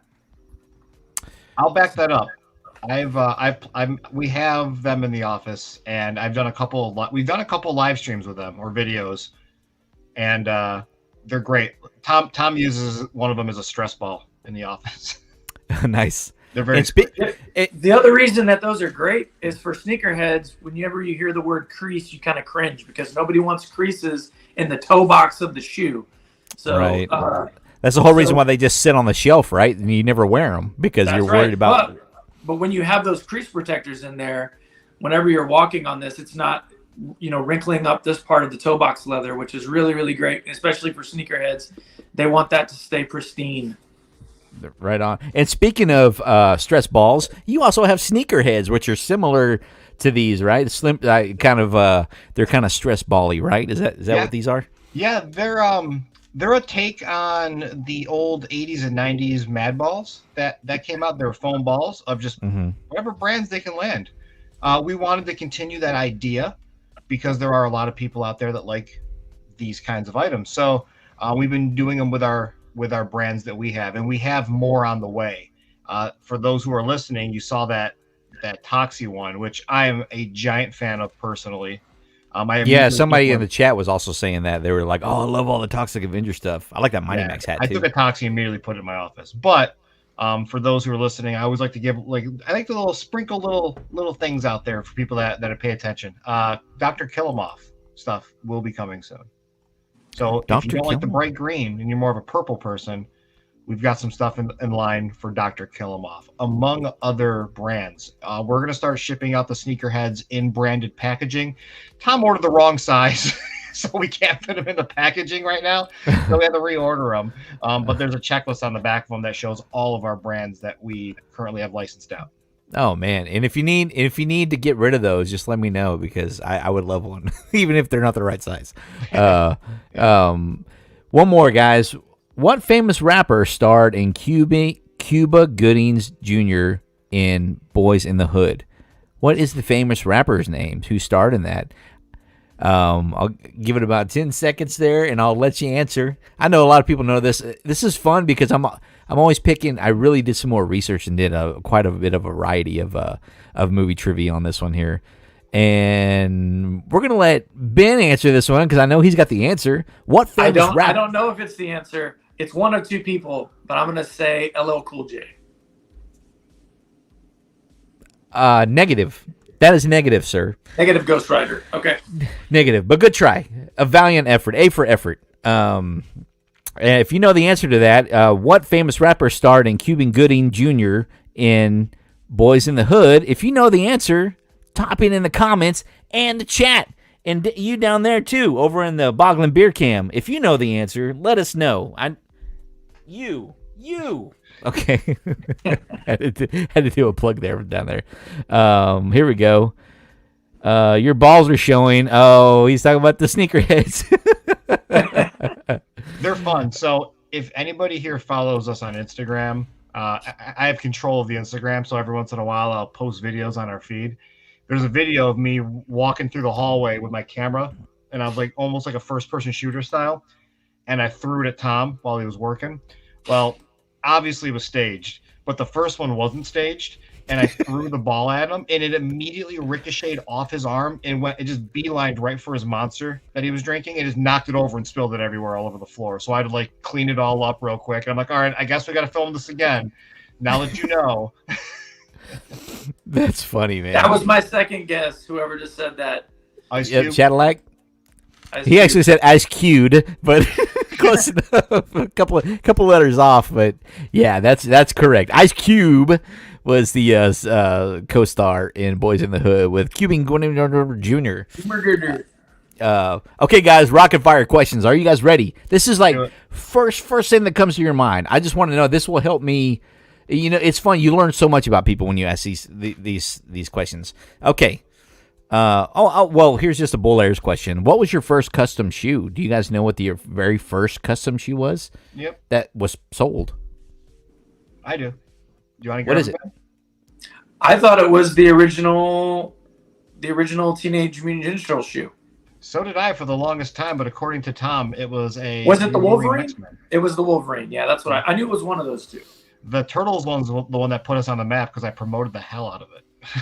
So he did the Wolverine, and then he did the Wolverine 2.0, and my next commission is awesome.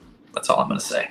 Okay. I can't wait to see that. Hey, do you guys know when Bull Air started? I know he does still, Tom, I forget what it's called, tattoos. He started off with that, but then when did Bull Air start? During the pandemic, right? Pretty much, I think a month or two into the pandemic, because the first shoe that we did that was TMNT themed wasn't TMNT branded. Early days was May of 2020, so it was right before then that he had started. Is that the OG?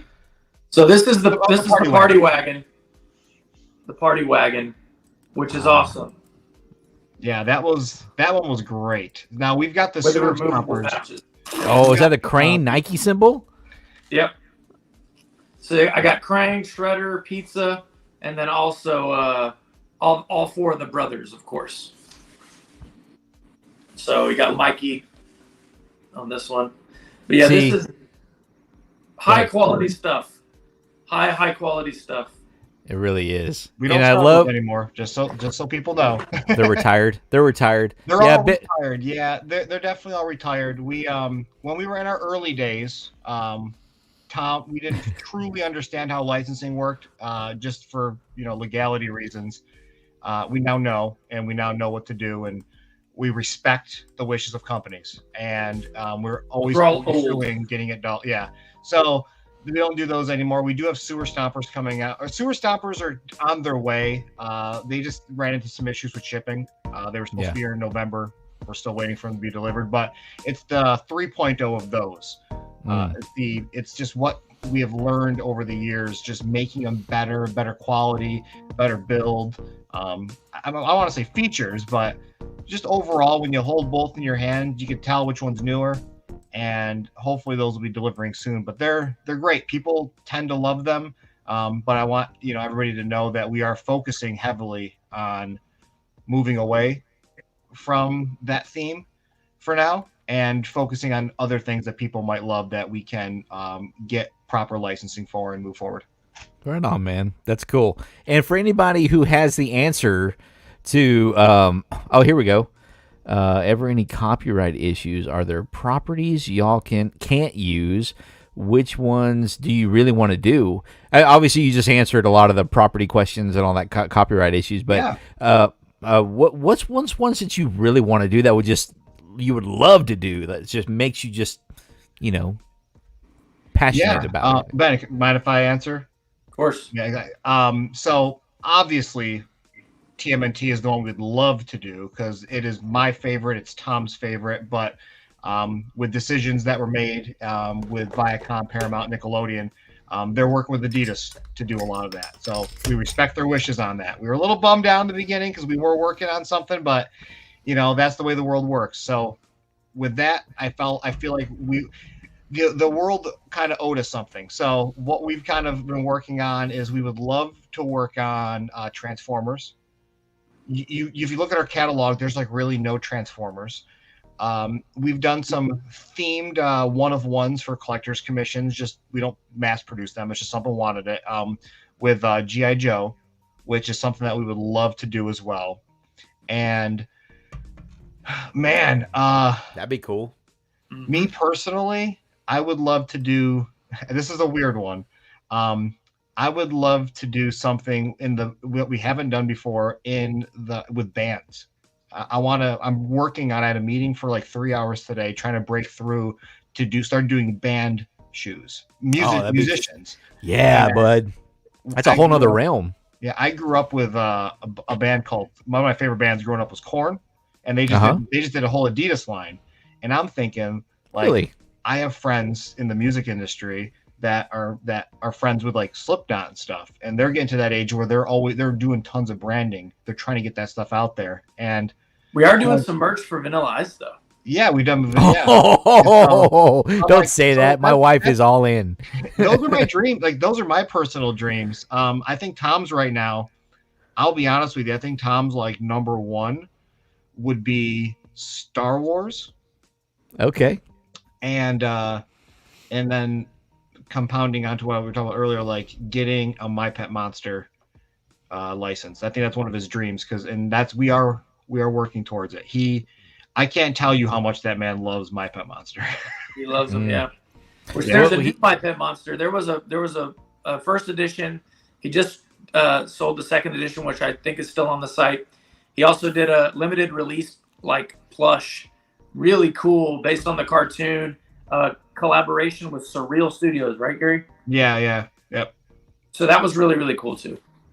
Yeah. Let me know. Yeah, I will keep an eye out because if that all goes well, I am first on the list for those plushies, man. Because the closest thing I found is this stuff over in, I guess it's on the other side of the world, man. They're dog chew toys. Have you seen them?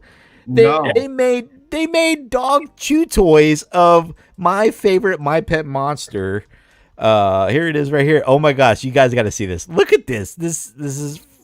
I could not believe they use this as where is it at? Here it is right here. This is an official. Let me go to there you go. Coming your way. 5. Well, hold on. I gotta do something real quick.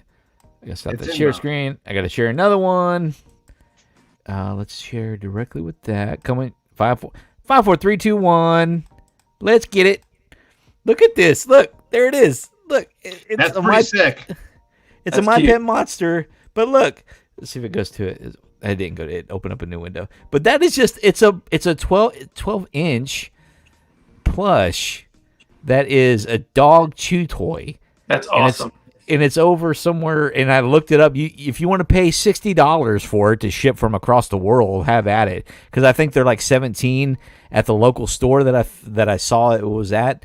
And there's limited stock, all that fun stuff. But isn't that cool, man? Isn't that neat? You know everybody bought that for themselves. Guaranteed. Oh, yeah. Oh, yeah. But I'm sorry, I can't pay $60. I paid a little over that for the OG. The OG. You know, My Pet Monster. You know, I remember Ben and I, you and I kind of chatted a little bit on Instagram, and I sent you a eBay link to one of them one time. Yeah, still need to get one. We've got two in our office. There you go. You got the hookup right there. Here's an interesting question from one of our audience members. You need some girly stuff. You need My Little Pony, Cabbage Patch, Pound Puppies. What you got? Oh, I see that light bulb click on. There was a Barbie shoe, if you didn't see that, which was awesome. Pink. That's right. And they've done a gem. They did a gem jacket. That was really cool. Very popular, I will say. Sold out. Yeah. And so, yeah, Tom's definitely starting to do a lot more stuff. And I'm sure there's a lot more coming down the pipe. So, yeah, I did the whole finger wag because I am working on securing My Little Pony. That'd be awesome. Oh, are you a brony? Are you a brony? Absolutely not. Is that what they call it? Yeah. No, just Hasbro owns the rights to My Little Pony. So Don't they also own Transformers? Yeah. Okay, so you get that. And My Pet Monster and G.I. Joe. Oh, Hasbro does own that, don't they? I didn't. Yeah, I remember looking on the back of the little tag of that chew toy, and it said owned by Hasbro. And those came out in 2023. Those are recent. Those dog chew toys. So somebody's got the licensing for it. So I guarantee you, if some company in Europe or wherever it is can get a dog chew toy of plush My Pet Monster, I don't know why you guys can't, man. The gentleman we're working with over at Hasbro, hopefully, with licensing. Well, not hopefully, we are for licensing. If it all goes well, hopefully we'll be able to get stuff done this year. But he's been incredible.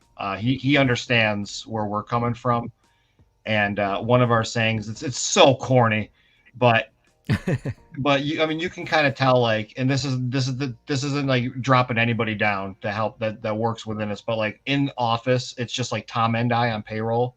Like, it's, when I say it's a 2-man operation, I mean, it is, but it's not. The reason we do that is because we 100% have the saying of passion over profits. And that is just truly where it is. And we're a large company that's so tiny. So we're not as large as people think we are, but we've got a pretty big footprint because we have an amazing team of collaborators in this with Ben and Chauncey, and I love saying Grim Job on stream, but for artists and Paul that does our website, it's insane. So when I say passion over profits, like, we are truly to a T. That's how we work, and a gentleman that we're working with at Hasbro 100% understands that. Jesse's always rocking the photos too. Jesse's rocking those photos. Jesse does our photos. He lives by the shop, and Tom's always getting him to come in and take photos all the time. He's so awesome. And the thing about the licensing too, that for me, like with Bull Airs, you see a lot of these other shoes, whether they be Adidas or whatever, do like certain brand collaboration. And a lot of times, let's just be honest, they really suck.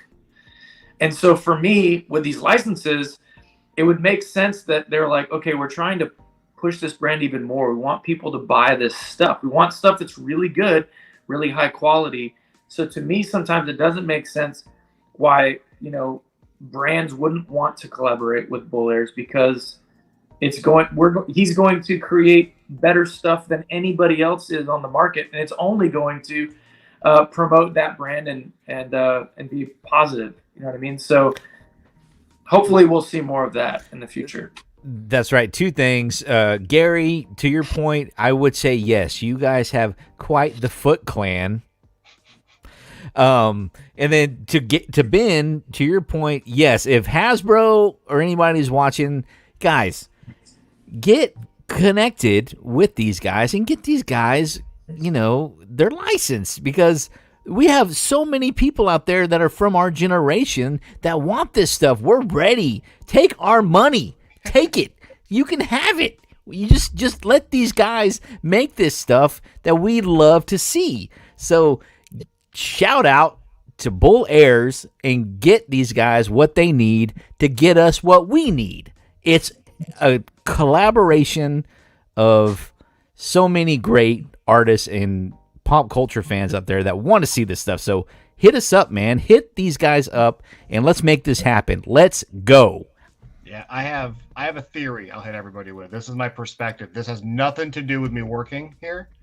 It is always been my view, and this also means no ill will to anybody that falls into the latter. So you look at a lot of these companies, and they've got their templates, they've got their clip arts, I see Godzilla ones. I've been talking about that for a while. But they always use these given. You get the folder. It's got all the generic artwork in it. Like, and you always see the same stuff printed on multiple things. It's always the same picture. They just use it. And style guide stuff, right? So my theory, the way that I look at it is, and this is the only way I live in the Turtles universe, so that's the only way I can kind of look at it. And this is definitely prefacing no ill will towards Viacom, Paramount, Adidas, or anything like that. So you can look at a situation in the 90s where Turtle Mania died. And in my personal opinion, it's because they were just given, Surge, I think, was given that license out to everybody. You oversaturate, people get sick of seeing it, it dies down because it's all the same stuff. You put the same picture on shoes, on flip-flops, on hats, stuff like that. And they're still doing it to this day. But then you look at, like, now we're in Turtle Mania 2.0, and you're seeing it happen again. In my personal perspective, would you rather take the loss, you bite the bullet, and you don't get all that money up front by giving it to a large corporation and getting the money right away? Or would you rather give it to some smaller people with more passion? You don't get as much money up front, but it elongates that money. So it keeps that property going instead of like just bashing it into people's heads until they don't want to see it anymore. So that's my personal perspective on all of that. Like you clearly can see where something has the passion behind it, and then you clearly see where they just slap logos on something. Yeah, that's for sure, man. That's just kind of how I see it, and like that's my personal opinion. I don't bring that into the work. I don't try to bring that into the workplace or speak negative to anybody whatsoever. I respect everybody's business decisions, but for me personally, I want to die knowing that, and like with Ninja Turtle still being super prominent up until like my last breath. I don't want to see it go down in a year because they just kept giving the licensing out and they just slapped the logos all over shoes or shirts or something like that. I want really cool looking things that are thought out. Yeah. That's just my personal opinion. And you're 100% right. Paramount or Viacom sees this. This is my personal opinion. I'm not saying this anywhere else. Yeah, and unfortunately, and what I've discovered, it's just a numbers game, man. It's all about the numbers. You know, that's all they care about. You know, it's hard to find. This is why probably Ben created the sneaker society. Thank you, Ben. I can't do it. I was just gonna say the SSS. He created the SSS, the SSS Minnow. What was it? Yeah, I mean, you're absolutely right. Yeah, and I wish people would choose quality over quantity. You know, especially in the business world, because it makes a difference. You know, I mean, but that's kind of one of the challenges is. Everybody is just, they're buying what's available. They're like, oh, this is the closest thing to what I want. So I'm just going to go out and buy it that they know, you know, and then you got people like you guys that are putting out such good quality stuff, and not a lot of people are as aware of it as they should be, you know? And so, you know, but you know, it's an uphill battle, but you guys just started 2-3 years ago. So, yeah, 2.5 years. It's gonna take some time, but I guarantee you, I mean, you're gonna get there. You guys are climbing already, you know, and hopefully we can, you know, give you guys some more promo over here on the Real Life Perspective Show. So we appreciate it. Yeah, of course, man. We appreciate you guys being here. Okay. What's the first Okay, Gary, you go first, and then Ben, you go second. Ready? What is the first cartoon that comes to your mind? Scooby-Doo. Ren and Stimpy. What is the first live action kids show that comes to your mind? Oh my God, I can't think of it. The Coming Out of a Shell store, Ninja Turtles. Oh, nice, dude! Yeah, man, the concert. Yeah. I want to say musical mutagen tour that they did for NECA, but they had to rebrand it. But it's called the Coming Out of the Shell store. Yes, dude, I remember that. Go ahead, Ben. So the only thing that popped in my head, which is really weird, is the Cabbage Patch movie. I'm sorry. Oh, okay. What? Not Cabbage Patch. Garbage Pail Kids movie. That's what it Yes. was.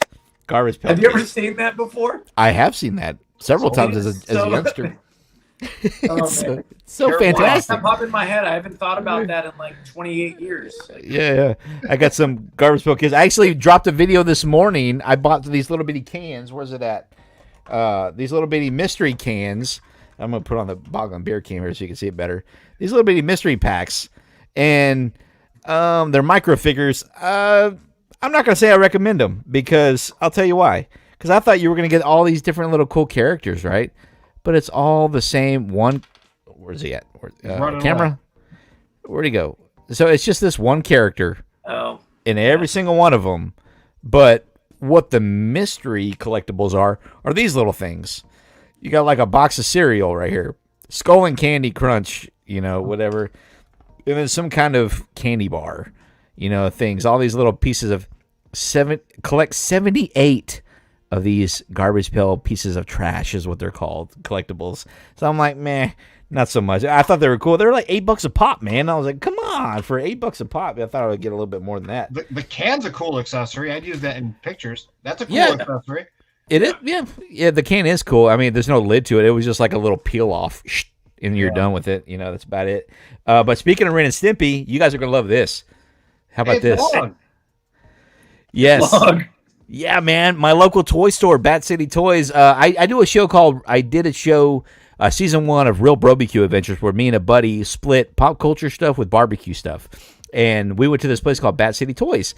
Well, one of the guys that was there at their grand opening ceremony, if you go back and watch episode 2, you can watch it. It's called Sweet Car Lines and Bat Toys is what it's called on my YouTube channel. And this guy, there's a guy in Austin called Pikmin Vinyls. He makes this kind of, he's got the licensing and he does this kind of stuff. All this cool. He's got some Monster Squad, things coming out and things like that. But check this out. What really made this thing ingenious for me was that I was like, oh, I really don't want to rip the packaging, right, and kind of open the sucker up. But look at the way this guy designed it. Look, so it's just a fold down tab. Yep. For the plastic. That's the first I've ever seen these things. And then a lot of companies are doing these unique designs so that you can take your stuff out. I actually have the official vinyl log, like the release of a full size log of that. No kidding. I had no idea they even made that. I was not aware of that. Yeah, but I bought it in 07, 08. But yeah. Shout out to Professor Pikmin and Pikmin Vinyls with he's got all kinds of he's creating all this fun stuff, man, and he's got the licensing for it and really good stuff, man. But yeah, Ren and Stimpy is a great one. And then you said garbage pail kids. That's funny. Yeah, that movie was a trip. If you go back and you can go back and rewatch it, you'll probably get about maybe 20 minutes into it, and you're like, nah, I can find something else. Okay, first movie that comes to your mind, Gary. Toy Story. Batman. Michael Keaton. Michael Keaton all the way, 100%, 1989. First action figure. I'm thinking of the oh my God, Chuck Norris, the one that did the upper, the Chuck Norris action figures from the. Okay. That's the first one. Okay. So mine were the rubber wrestlers that didn't move at all or have any articulation. The dog chew toys. Yes, is what they call them in the. You guys ever watch those Toys That Made Us documentaries on Netflix? Oh yeah, the movies too. We're friends with those guys. They rule. The Toys That Made Us. Yeah, Nacelle. We have a lot of their licenses. Who is it? Mattel. Nacelle. Nacelle. Yeah. Oh, that's amazing! I love their stuff, man. Toys That Made Us and the movies that made us. Is that the same people? Yep. Yeah, we're doing. They own Biker Mice. We got Biker Mice coming. Biker Mice from Mars. Oh, you're kidding me! Oh, that's awesome. Sectors, how you pronounce Sectors? it? Yeah, Sectors. Yeah. What'd you say? Global Mobile Force? What'd you call it? Global Force. And Dwayne Johnson's behind that project. Wow, how about that, man? How about that? That's awesome. That's good to know. Licenses. Dude, I love the toys. I learned so much from those documentaries, dude. Those guys do such a good job. And I think that's the voice of Raphael, right? Who does the voiceovers for those? I don't know. Of the OG one, right? Yeah, the OG Raphael guy. He's still rocking it, man. I'd have to ask.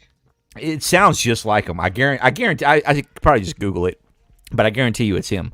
What's your? How about the first stuffed animal that pops in your head? The baby from Dinosaurs, the baby Sinclair with the full string. Nice, dude. Nice. Mine was My Pet Monster all the way. Awesome, man. Not the mama. Not the mama. I just want to say this is the first one that comes to mind. It's not my actual first one. Oh, gotcha. No, yeah. It's the first one that comes to mind. I'm going right off the noodle. That's great, man. That's great. It's good stuff. Let's see. Favorite candy from a kid from your childhood. Favorite candy that you remember growing up. There were these little like weird chocolate dinosaur eggs that I think they had like a little chocolate, or they had like a little dinosaur inside them. I don't know what they're called, but I love them. Okay. Ben? Oh, man, it's so tough. Anything gummy. Anything gummy. I love the blue bubble gum too. The Hubba Bubba. I don't know why I like Oh, yeah. Do you remember when, what was it? Not Fruit by the Foot, but Hubba Bubba came out with the tape. What was it? Tape? Bubble tape? Bubble tape. Bubble tape. Bubble tape. Yeah. Great. Grape was so good. Yes. Great. And Big League Chew. Big League Chew, man. I was a Big League Chew guy. Yeah. Can't forget Big League Chew. Great was the best flavor for me, man. That was my go-to. Let's see. Favorite cereal from a kid? Fruity Pebbles. Sorry. You have to go to know you're good. Like I said, I was just going like off like the first thing that comes to mind, not my actual favorite, but this is my actual favorite, and it was I think they're called Honey Smacks back then. I think they call them Sugar Smacks now. Or Yeah. The one with the frog. Yeah. Yeah, awesome. Man. Good one. But sometimes my pee smells like that. You're not. You guys ever have that where you're just like, smells like Sugar Smacks or popcorn? It smells like 30-year-old cereal. That's it. Gary, did you like the Skull Candy TMNT earbuds? I know I swore earlier. Can we swear on this? Yeah, I don't care. They're fucking sick. The Skull Candy earbuds are fucking sick. Tom actually bought a pair. I don't mess with earbuds or anything like that, but Tom bought a pair. I saw them. I thought those were very well done. I will give them all the credit. I think they did such a great job with the packaging, the presentation, the colors, the Pantone, everything. Nice. The Cadillac is saying, take your time, do it right. The fans and market will reward you. The corporations will catch on. Keep it up. Those are some little words of encouragement from Cadillac. Appreciate that, Chad. I will let people know that we have a couple of insanely cool projects going on right now that require NDAs. So once we unveil the beauty, I feel like everybody's going to come. I'm going to get a lot of emails. Yeah, man. You guys are going to grow. You're going to continue to grow. I have 100% full faith in that. My first stuffed animal was the Ultimate Warrior Wrestling Buddies. Who remembers Wrestling Buddies? Oh, dude. So back in the day here in Houston, it used to be called the Summit, and my mom would take me to wrestling, and but she could only afford the nosebleeds, and so we'd be like way up high, and I would go down to like floor level, and I'd go up to the security guard, and I would just kind of like point at a guy that could look like maybe he could be my dad, and I would be like, "There's my dad," and I would wave, and then when the guy would wave at me, I'd be like, "Oh, there's my dad. Can I?" And I would get down on floor level, and I was high-fiving the Bushwhackers and Ultimate Warrior. Man, actually, I didn't high-five the Ultimate Warrior, but one year I did go this little skinny Ben with no shirt on, and I got his little. They would sell his little the little neon ties, and I tied them around my biceps about as tight as I could because I was trying to get my tiny little veins to bulge out. And I'm jumping around at the Summit. Man, those were the days. Yeah, no doubt, man. Oh yeah. Wrestling, buddy. That's a fun story. I've only been to one wrestling match, and it was in Austin, Texas, at the Irwin Center. It was with Hulk Hogan versus Mr. Perfect, and yeah, and of course it's all standing room only. So, and I was a kid, and my dad was like, "Look, son, it's Hulk Hogan," and I couldn't see because everybody was standing in front of me. I remember vaguely him like maybe picking me up every once in a while, but for the most part, he was just like, "Argh!" And I'm just kind of like staring at people's butts the whole time. That was the only actual OG wrestling. How about you? You got a Gary, you got a wrestling story? So I don't know if this will translate into the camera because it's gonna take a second for it to like do it. But for JD, yeah, Ultimate Warrior, those were Ryan too. Was it really Ryan? Was that Wait, Ryan wait. as well? What is Those that? are Ryan It too. was. I don't know if it's gonna focus, but on our Instagram from it's not gonna focus, but our Instagram from when was this taken? Oh my June. gosh. Couple months, yeah. They were a commission one of one, and the only wrestling story I've got is I was a Attitude Era kid, and I loved Attitude Era. I saw one of those Road to WrestleManias, and it was the final match was Stone Cold and Mankind as a tag team versus Kane and Big Boss Man. Wow. Oh wow. And I was close, and this was 98, 99, so I was 12 maybe, and they were huge. Yeah. Like I was 6'1" at that age. I already hit my growth spurt, and those dudes were enormous. Oh man.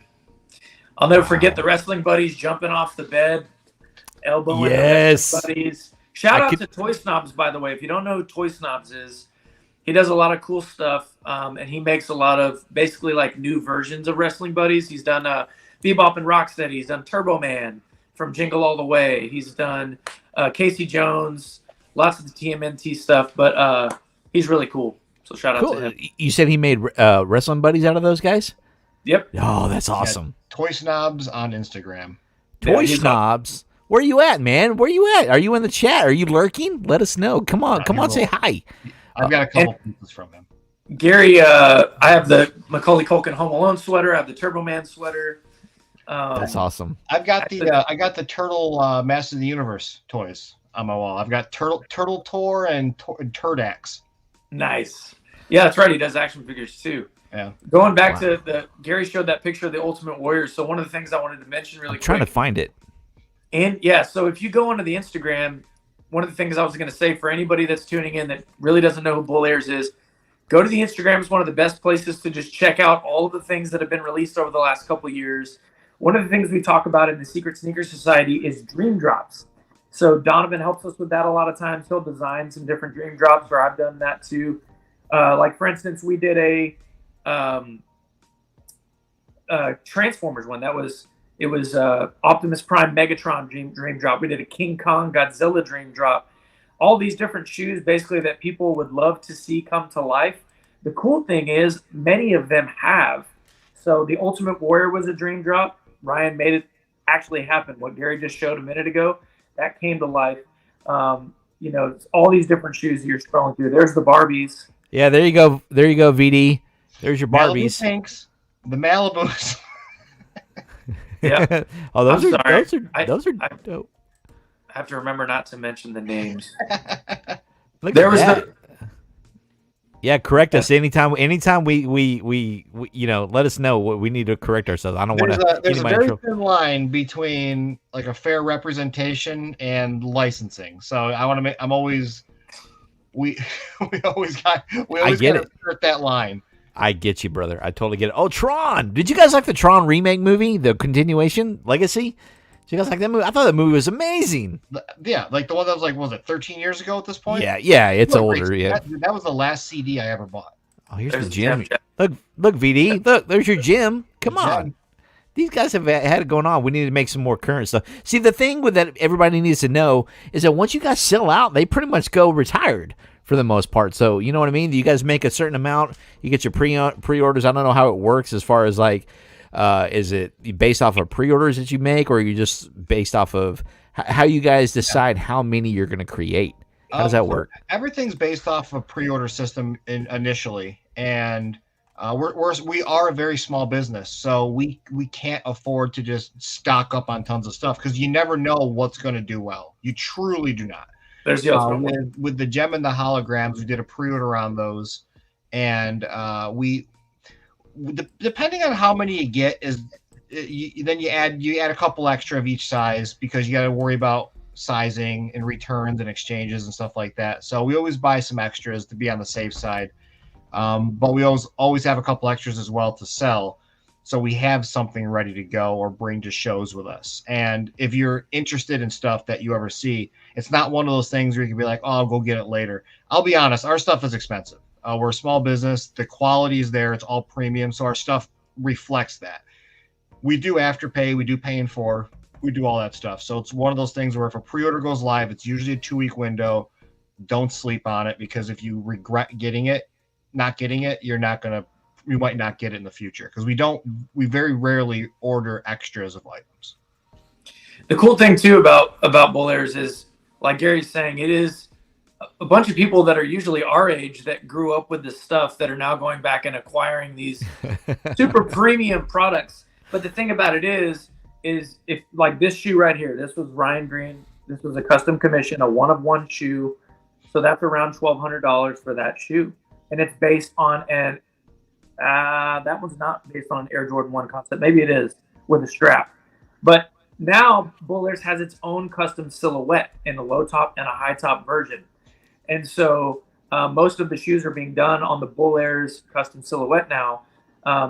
So if somebody wants to get 1-of-1 custom commission, that's what they're probably looking at spending. Whereas a lot of the Steamboat Willie stuff, or some of those different things, or the NES shoes that you snagged, those were in the $250, $350 price range, which are a lot more affordable because it's being kind of produced on a larger scale.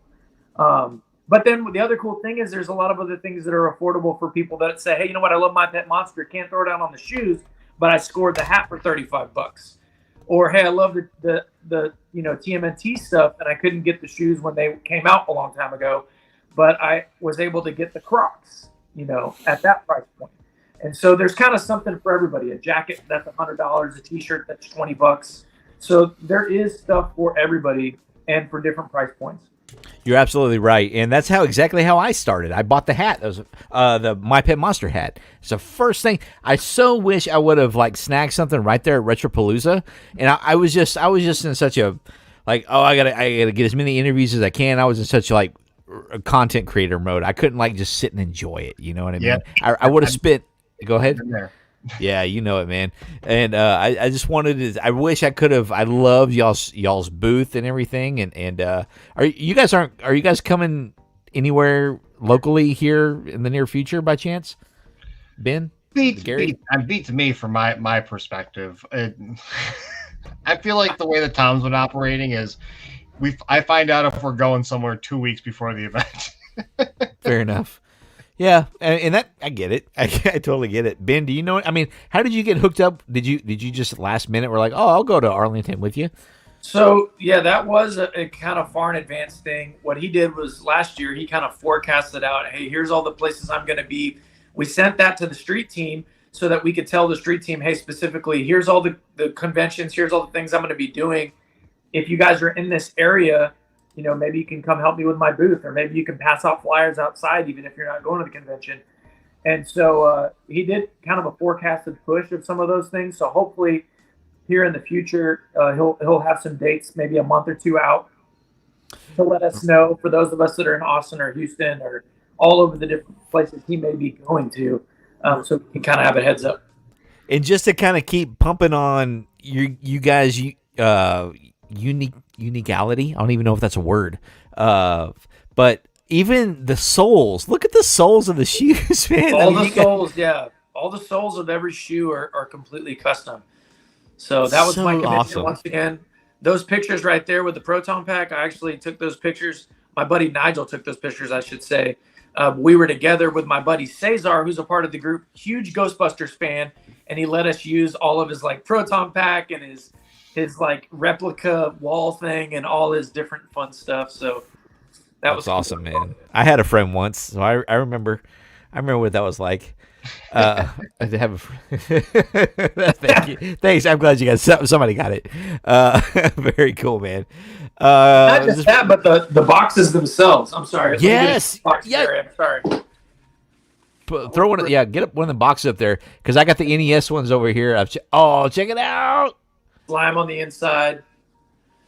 What boxes have characters? You got Earthworm Jim. I know that's one of Gary's favorites. Yep. Got to remove him. That's called that's essentially just a collector's commission box. Is that what that is? For all of our boxes now to send out. Look, all custom artwork. A majority of that, I believe, was done by Turbo Pork. By Turbo Pork. Yep. And if you're not familiar with Turbo Pork, check out Super 7 Reaction Figures. He does a lot of the Ninja Turtles artwork on those. He's incredible. Turbo Pork on Instagram. I think Really he's good. in the UK or Spain. He's over in Europe somewhere. He unreal. His own style. He's unique. He rules. If you ever see our bull in any of our promos where he's holding the shoe boxes or anything like that, he did that. That's so cool, man. I mean, and as most of it is, I mean, so did Tom draw the logo on the front of the website? Is that his art? Probably. Yeah, think because so. obviously he's a artist and tattoo artist, so I'm sure he can draw all kinds of fun stuff. But I saw he posted something the other day where he was jamming out with some drummer. I don't know the name of the band, but he was jamming out. I'm a musician too, so I kind of vibed on that image that he was that photo that he dropped. It was him. I guess he was jamming bass. Yeah, before becoming a tattooer, he was a touring musician. Unfortunately, he was in a pop punk band. So unfortunately, he said, my 2024 New Year's resolution was to remove pop punk from humanity. Oh my goodness! So you were cringing at my intro song video. Yeah, You're I was like, going to say something. I was going to jokingly say something. I joke with them all the time. I always tell them. I said pop punk is just hardcore for dudes without balls. well, we go back and forth. It's a very fun, goofy workplace. But if he's watching, I have to make sure I drop that in there for him. Well, Gary, you said you're married, right? Yeah. Well, you don't have any balls anyway, so you understand. You're in the crew. You're in the crew with us, man. So we're right on. Well. So here's the thing, man. When it comes to pop culture, I can't find any I mean, every once in a while, like when I'm feeling aggro, I'll put on the OG Slipknot album and I'll just go nuts on it, And I just there's something about that OG original self-titled Slipknot album that just gets me pumped with that first song. And but I can't, when it comes to being happy and fun and colorful, I can't. I've always been just a 4-chord. Are you guys musicians? You're a musician, Ben. So I stick in that 1-5-6-4 progression quite a bit. I mean, just switch those chord progressions around, and it's all about just being happy, and it's like colorful and just something about reminiscing on all that pop culture. But when it comes to Korn, I grew up with Korn too. I grew up with Korn and Marilyn Manson and all those great guys, and I never could afford Jinkos like everybody else with the wallet chains. Yeah, and they're still rocking. They're still freaking expensive as all get out. But I remember I couldn't afford, so I bought some Wrangler jeans that were a little bit bigger for me. That was the closest I could get to baggy jeans. And I remember having to hand make my own wallet chain. And I had to just and I wasn't crafty, so I just poked a hole through my wallet. It's just until the wallet finally just gave out and ripped the slice. I'm from Texas. I'm a Texas boy, man. I'm from the country. And but it's hard for me to find heavy metal or anything dark and then put it to anything pop culture. Because when I think pop, I think... So, check out this band. It's not metal or anything, but they're called Bit Brigade. And what they do is they're so cool, and they're really fun to watch live. So when you go see them live, I think there's 5 guys in the band, and the 5th guy is playing the console in the center, and the game is broadcasted onto a screen. So they have Legend of Zelda, they have Mega Man 1, 2, and 3, they have Castlevania, DuckTales, you name it, they've done the game. So what they do is the guy starts up the console, he starts up the game, and the band is playing the soundtrack to the game, the opening music as he's playing through the boss levels, even the little sounds when they do stuff. It is so cool to watch. So check out Bit Brigade. They're really fun. They're always usually touring around everywhere, but really fun stuff. And it's just rock and roll. So how awesome is that, man? I mean, what a great thing to incorporate into your shows, just pop culture and just Nintendo. Well, and I've seen them 4 times, and the dude that's playing the game has never died. That's impressive. Through these really, really hard games, And I mean, I know he's died before, and they do the and then they'll start back over from the beginning of that. But all 4 times I've seen him, he's gone all the way through the game. Like, it's insane. I think that's fantastic, dude. I've never heard of that. Bit Yeah, Brigade. Yeah, Everybody awesome. go check out Bit Brigade. Yep. And I love the name too. That fits it perfectly, right? I love that stuff. I'm a big fan of like synthwave, 80s synth style, like Me Time too. Cop and Calyx, and there's a bunch of different bands like that. It's like what you're saying, like the feel good. Like that's what I do for my reminiscing. Like for the record, like bands like Korn and Slipknot to me are just soft. I listen to Gent, I listen to hardcore, I listen to deathcore, metalcore. I listen to like the harder stuff. And when I used to play guitar, I played 8-string. Oh yeah, you're one of those guys. That just negated the bass in general. I used to play 8-string, so like I listened to a lot of crazy, unique bands. So what you were saying, like that kind of getaway, that happiness, I'm the complete opposite. I'm always super happy. So when I need my outlet, when I'm driving or I'm just kind of sitting here drawing and stuff, I just listen to the heavy stuff to get that. I like the anger.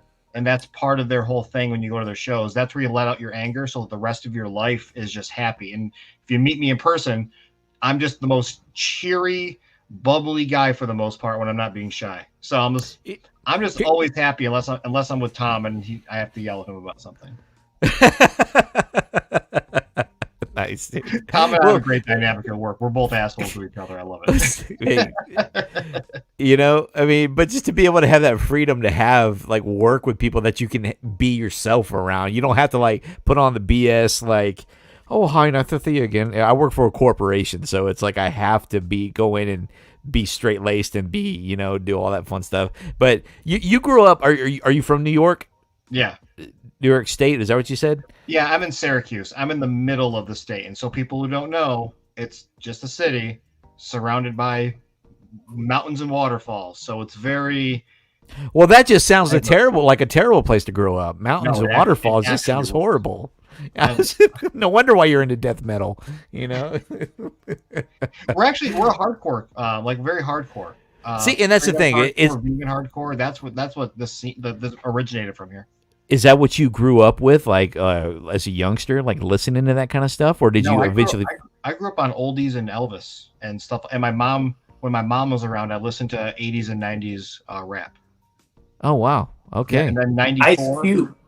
What was that? Ice Cube, bringing Ice Cube back in there. Yeah, I listened primarily. I listened to like there's like a group called 69 Boys.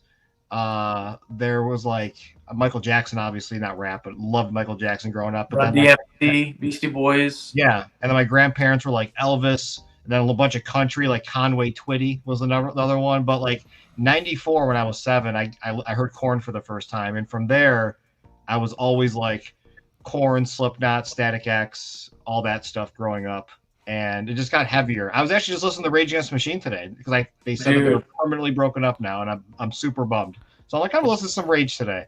So I listen to that kind of stuff every once in a while. You just posted something with a Rage song, didn't you? I saw somebody's story that you posted. Was it you on your Instagram? Somebody posted something with a Rage image on it. I thought it was you. I could have sworn it was you. No, it probably wasn't me. I think the most recent thing I did was this band called Filth with that Kane County dude jumping over that's when trending jumped at the judge. Yeah. I did see that. That was funny. Well, I say you needles. No, I think I saw it over on Bull Airs. So I guess you and Tom both like just you run the Instagram, right? Is that what you said? Mainly Tom does. I jump on. Oh, okay. I post some videos and stuff when. Gotcha. I try to leave that to Tom. Gotcha. Action Park. What is Action Park? Dude, Action Park is that's in Jersey. That's that amusement park that was just Johnny Knoxville did a movie about it not too long, like an actual film, not a documentary. But that was the one where everybody was getting hurt and killed because there's like the restriction, like there's no restrictions. People got destroyed. Yeah, it's awful. It's in New Jersey. Action Park. I've never been to, but that's a little ways for me. But I know people that have been there, and it's a nightmare. Yeah, right on. I hear there's like a kind of a feud between Jersey and New York. There's like a big like the Jersey Shore is. When I learned this from watching The Toy Hunter, he's from Jersey, and Jordan Himbro is his name. And then he was visiting somebody from New York, And he was like, "Oh, he goes, where did you find this thing? It's all dirty and everything." "Oh, I picked it up in New Jersey," and he was just like throwing shade at him, whatever. So I ran into him at New York Comic Con on the streets. Like I was just leaving. I saw him walking. Oh, really? Oh, that's. Did you say hi to him or anything? No, because I was like, I actually I creepily took a photo of him and sent it to Tom. I was like, "Is that guy?" And he goes, "Yeah, that's Jordan," because just Tom knows him. And like I just didn't know like if it was him or not. I was about to walk up to him, and I also forgot his name at the time, so it was a weird day. But yeah, he was walking around outside. If we ever make it to New Jersey, I got to swing by his store. What is it? Heroes, Hollywood Heroes, I think is what it's called. I got to make it to his store and just hopefully, because I can't tell you how many times I've rewatched The Toy Hunter over and over and over. I got it saved on my phone, downloaded. My buddy Randy. He's the director at NECA Toys. He just opened up his own shop in Jersey as well called Yester Toys, New Jersey. And that's worth checking out if you're in New Jersey. I think it's Chatham. It's like Chatnam is the name of the city. Okay. Located. But they have an Instagram and everything. Yeah, he just opened up his old vintage toy store. And Tom and I have been talking about making the 6-hour trip down to go see it. Nice, man, because we have to think of stuff for the kids to do, right? So I think there's like a Nickelodeon park, indoor park somewhere up in New Jersey. Yeah, and then Meadowlands. It's at American Dream Mall. I went there in November. Okay. See, yeah, so we'd have to basically plan around that, and then make a road trip over to. We want to go. So now we have to check out Yester Toys. And now we want to check out Hollywood Heroes with Jordan Himbro. And then we want to go over to, what's Kevin Smith's store? That's a Secret Stash. Secret Stash. Yeah, I kind of want to go there. It's no longer on my hit list because of, in my opinion, he ruined He-Man. Get out of here. It's only He-Man I like. What, Revelations? Yeah. Ugh. The Tila show? Come on. I honestly didn't grow up with He-Man. That's why. I was born in '87, so I missed He-Man. So well, when you kill off He-Man in the first episode, I'm just like, what? What are you doing here? And then the whole thing is about Tila. I'm like, come on, this isn't He-Man. This is they should have named it Masters of the Teelaverse. I mean, anyways, I digress. But so I still want to go check it out either way because I was a big fan of Clerks and Clerks 2 and Mallrats and what was the other? Chasing Amy. What else did he do, Ben? Dogma. Yeah, he's got this whole traffic. Did you ever watch any of his movies growing up? Anybody? Kevin Smith? Yeah. Okay. Cool. But you like Kevin Smith? Wait till you see what one of our new drops will be. Oh well, I may if I don't respond to that, you'll know why. Just messing with you. Gotta razz you a little bit. Judas Priest. Oh man, we're going back old school. Who doesn't love Judas Priest? Hey, I want to thank you guys for being here. A couple more fire off questions. G.I. Joe or Kenner Star Wars figures? G.I. Joe. G.I. Joe, yeah. More articulation. Thank you. Thank you very much. And they did that with Motu too. They came out with the Origin line, and they're so much more articulated, and they look just like the originals for the most part. Okay, Green Ranger or White Ranger? White Ranger for me. Green. What jacket is Ben wearing? That is called the... Foot stinks, right? I can't figure out my arms here. It's not the Toy Clan polo. Is it just called the Foot Soldier jacket? Sneaker Society? Yeah, I think so. That's the original liner. We don't do that liner anymore. Sorry. Oh. No, I'm just saying, so everybody actually goes to the website and looks. That's version 1. We have a version 2, which we replaced it's not swappable liner anymore. It's just yellow inside. Yeah. Gotcha. Yeah, I think it's called the Sneaker Society Bomber or something like that. Yeah. Very sharp, looking sharp, my friend. It's the first jacket I've ever worn in my life. Yeah. So you said White Ranger, Jerry. What did you say, Ben? Green. Green? Okay. Oh, man. 50-50.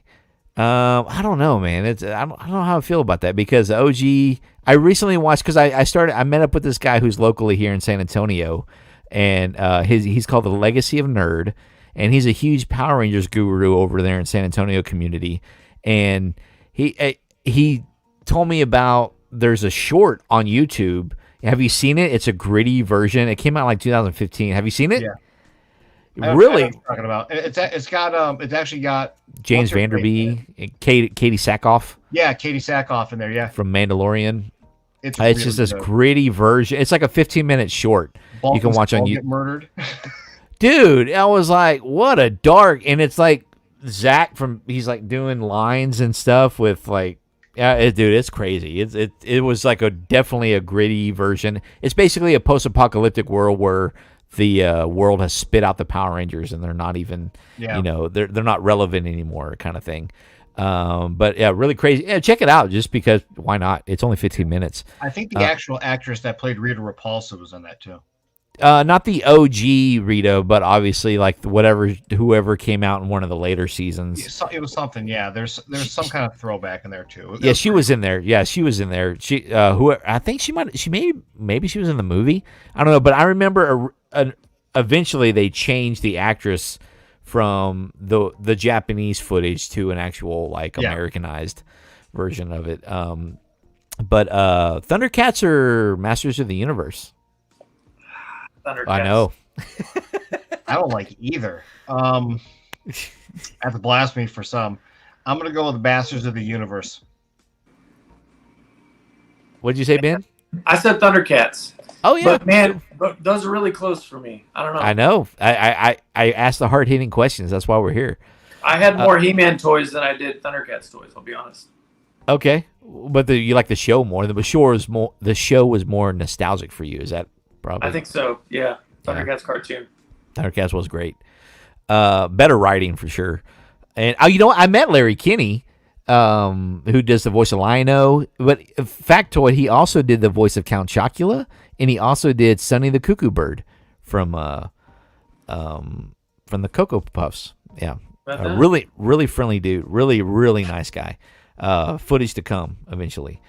Batman or X-Men action figures?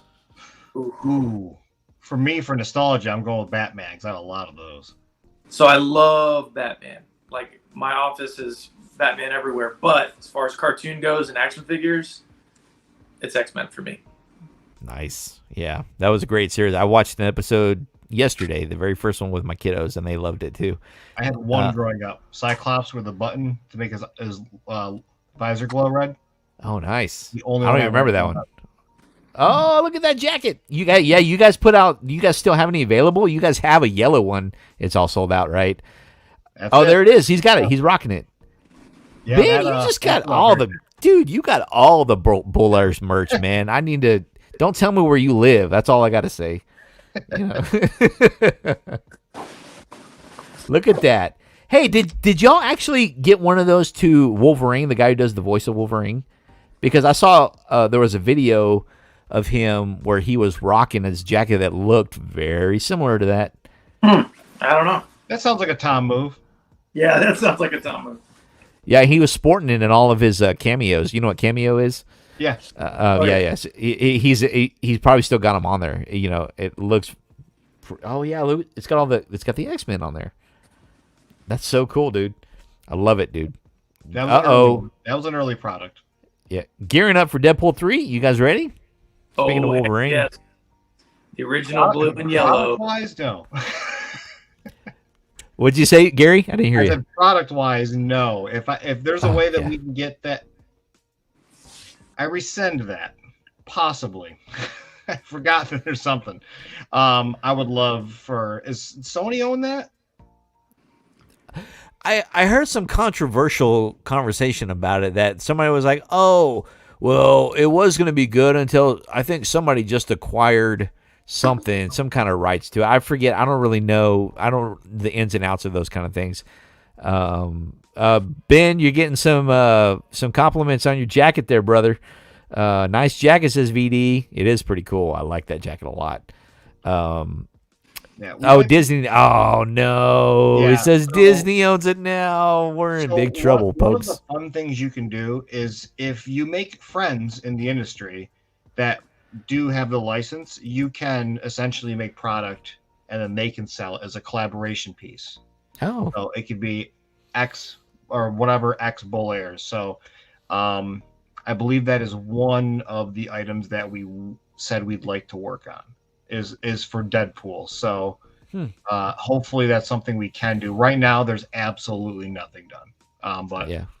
in due time. Yeah. I think he was just asking if you're excited about the movie. Who knows? I take everything like work. To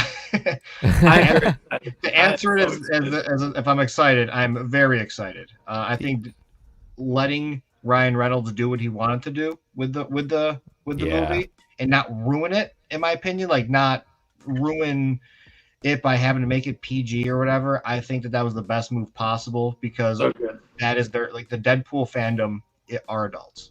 Yep, no doubt. Ooh, another tough one. Mad Balls or Boglins? Boglins. I'm going Boglins. I like the packaging better. Both are Boglins. Okay. I'm going with Boglins too, just because I never had them and I finally acquired a few of them. I just love the way they felt. Yeah, they still feel great. Like, these are reproductions, but they're great. I didn't learn about any of them until recently. Yeah, you're a little bit younger than us. You're a few years behind us. I don't even know how old Ben is. Ben just made 42. All right, 41 here. So you and I are right there, brother. I'm the youngin'. Yeah, you got the youngin', and you know it's all good. You know a lot. You still know a lot, man, which is great. More than most, I'll say. Garbage Pail Kid cards or Pogs? Pogs. Easy. Yeah, Pogs. I'm gonna go Pogs, dude. Oh, those were fun, man.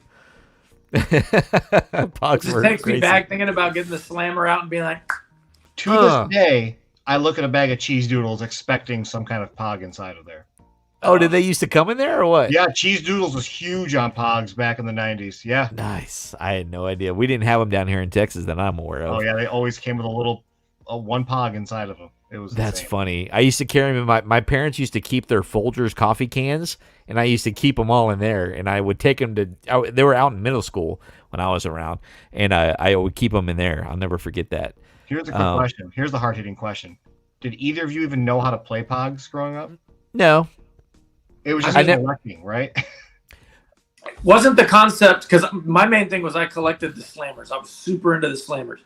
So, from far as I remember, you'd have your Pogs, I'd have mine. We'd put them out. If I would throw my slammer down on your Pog, if it flipped to the other side, I get to keep your Pog, right? That was the rule, yeah. So that's all I really remember it being. But did you ever actually do it? Yeah. I never did. It was all about just to get whatever cool Pogs you could, then you'd show them off to your friends. That was the status. So, no one played. So here I agree with Gary halfway, but here's the kicker.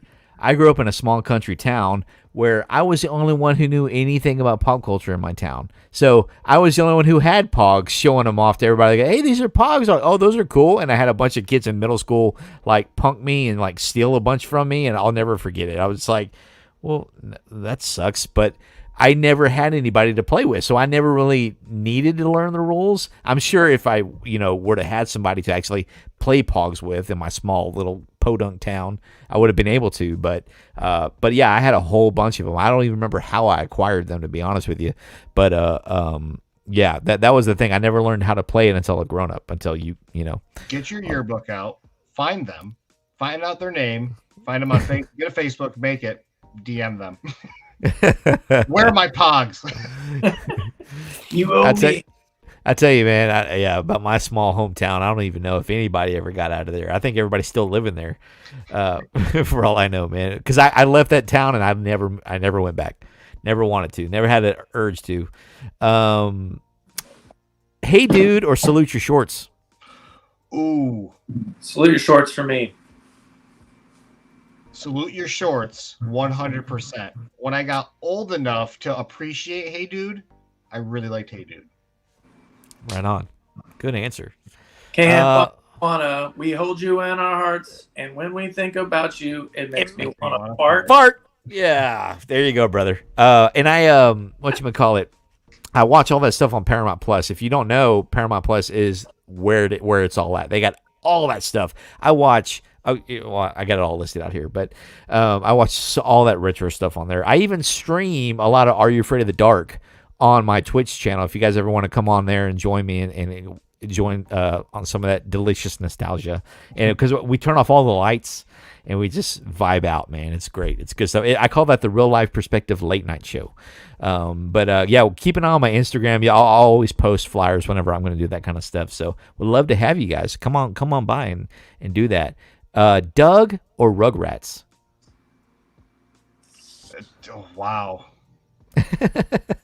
Rugrats. Yep. I'd probably say Rugrats. I watched it more than I watched Doug. I watched both, but you can't forget that OG most that theme song to Doug, though, can you? Oh no, so good. I don't think there was no instruments at all. I think it was like all voice, right? Yeah. Every once in a while, I'll just break out singing in the car. April, the banging on a trash can song. Oh yeah. Wait, bang on the trash can song. Yeah. I just want to bang on the drum all day. You mean? No, there's a whole thing, and it was he was just singing like banging on a trash can, banging on a street light, and it'd make the little whatever. And then the chorus was "One little voice is calling me." You remember that? No. Oh, I remember that from Doug. Yeah, Did you guys ever in the dark? Dude, I'll never forget when I read the one about the lady that had a spider lay eggs in her face and it like hatched everywhere. Oh my gosh, that freaked me out. Yeah. Yep. I remember those books. I remember looking at the pictures. I didn't read a lot, but I remember looking. Crypt was awesome. Yeah, I was too young to watch Tales from the Crypt while I was watching it. I was too young. Yeah, same, Gary. We were both way too young to be watching it, but I got the whole DVD set right here. That's so awesome. Y'all keep an eye out because I'm going to start watching these in 2024 on my Twitch as well. And you know what? You cannot stream this anywhere. You have to buy the DVDs. Oh, that sounds right. Yeah, there's some kind of licensing going on where because it was an HBO series, and I'm like, I have HBO Max. Why isn't it on there, right? Dude, rights get so muddy after a while. It's insane. Yeah, makes sense. Okay, a couple more. Ren and Stimpy or Are You Afraid of the Dark? Oh, Ren and Stimpy. Really? Okay. I'm Are You Afraid of the Dark. Postman. Yeah, don't whiz on the electric fence. It was so good. Yeah. Oh man, it was so good. The close-up shots of like the veins and those details. Oh yeah. It's interesting because SpongeBob does a little bit of that. Yeah. But it's just not. I mean, nothing can come close. Yep. I still love SpongeBob. I gotta. No, it's good. SpongeBob's near dear to my heart for sure. Even the movies are great. But I have Are You Afraid of the Dark near and dear to my heart because on Saturday nights there was a thing called Snick on Nickelodeon. Do you guys remember that with a big red couch? Where it started off with like Roundhouse or All That or something like that. But I would start watching Nickelodeon like 5 o'clock when Clarissa Explains It All and Rugrats would come on, and then Doug and whatever else would be on. But then 7 o'clock, Snick started. And it came off with that whatever the first two was, but the 8 o'clock, Ren and Stimpy would come on. And I remember in my house, Saturday night, all the grown-ups were in the living room on that nice shag carpet in that, I don't know, 27-inch, house TV that was like 720p, 724 pounds. Yes, yeah. With the TV with the wood was completely wrapped around it. Yep. More wood than there were screen. And you had one of those, yeah. And everybody was watching the HBO Saturday night movie premiere, and they were like, "Oh, it's grown up night. You go hang out wherever."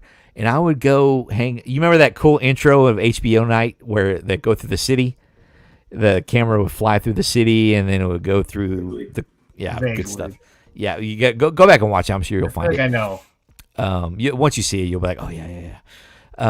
So I would go into my parents' bedroom where they had a water bed, and I would sit on the foot of the water bed and watch Snick, and I knew that right at the end of Ren and Stimpy, Are You Afraid of the Dark was about to come on. So I'd turn off the lights and the commercials would start rolling, right? And I know that any second now, that creepy music where that little lake with that rocking boat on the edge would start up, and it just hits me hard every time. I still get still get chills watching that stuff, and I love it. I love it so much. I'll bring on people that never saw the show sometimes on my Twitch, and they'll be like, "Oh, this is the lamest show ever," and they'll like roast it the whole time, and I just like sometimes I just want to watch it by myself because it's hard to find people that really appreciate that stuff, these kind of things. So, Are You Afraid of the Dark for me? Long story short, I don't like horror things. I laugh at them. So like even as a child, when I watched Are You Afraid of the Dark, I was a very judgmental child. I was like, this is lame. This is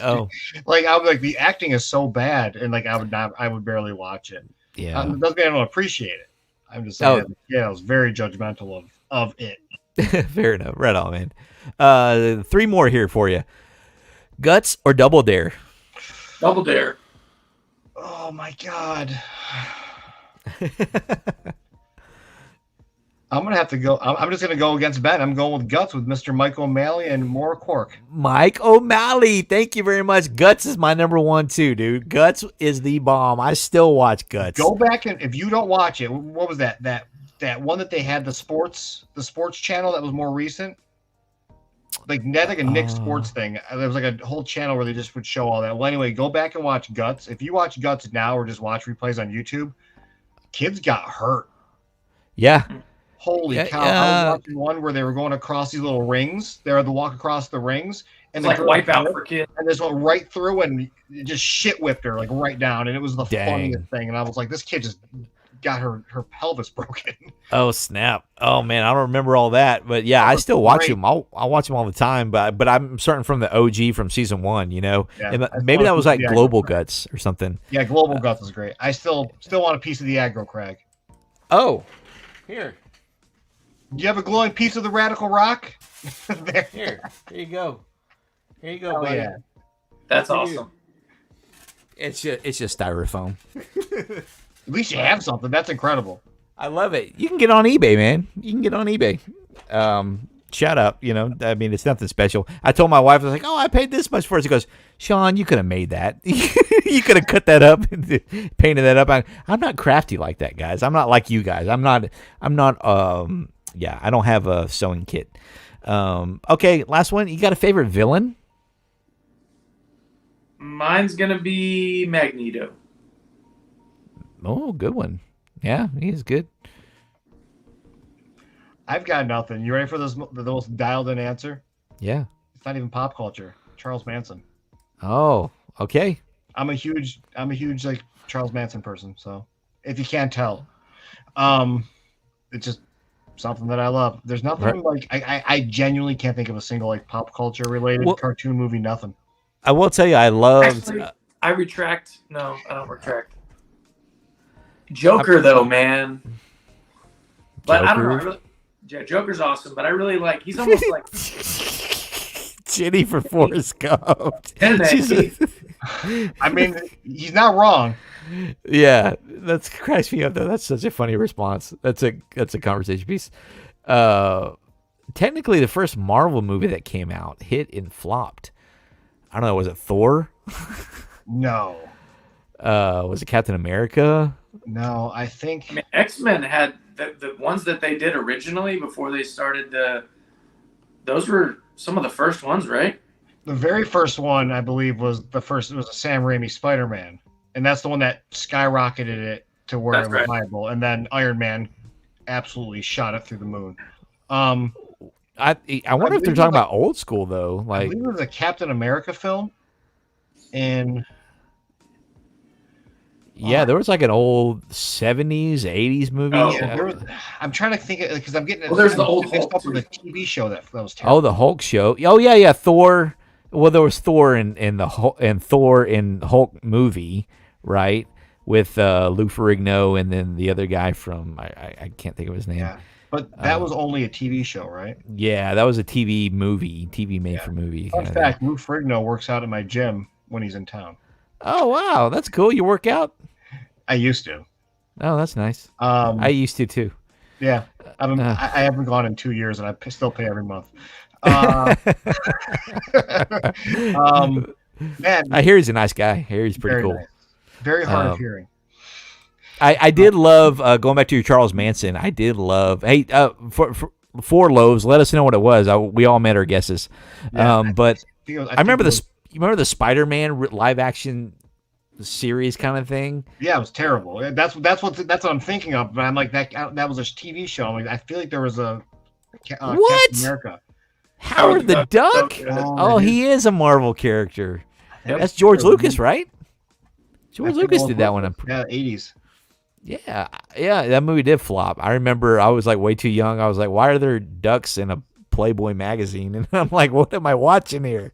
Bring As it a back. kid. Redo it. We need more remake it for sure. VD's asking if you watched the documentary of Charles Manson where they put his ashes on their faces. I did not see that. I don't think so. Yeah. I liked Once Upon a Time in Hollywood. I love that movie. That was really well done. The Tarantino flick, the spin-off of Charles Manson. Yeah. I've always been super fascinated with him. It's the ability to manipulate people. The psychology behind it is why I've always been super into it. It's crazy. It's hard to explain, but that I don't want anybody to think I'm a weirdo. I just study psychology very heavily and the manipulation of young brains. Yeah, no, right on, man. No, that's cool. No judgment.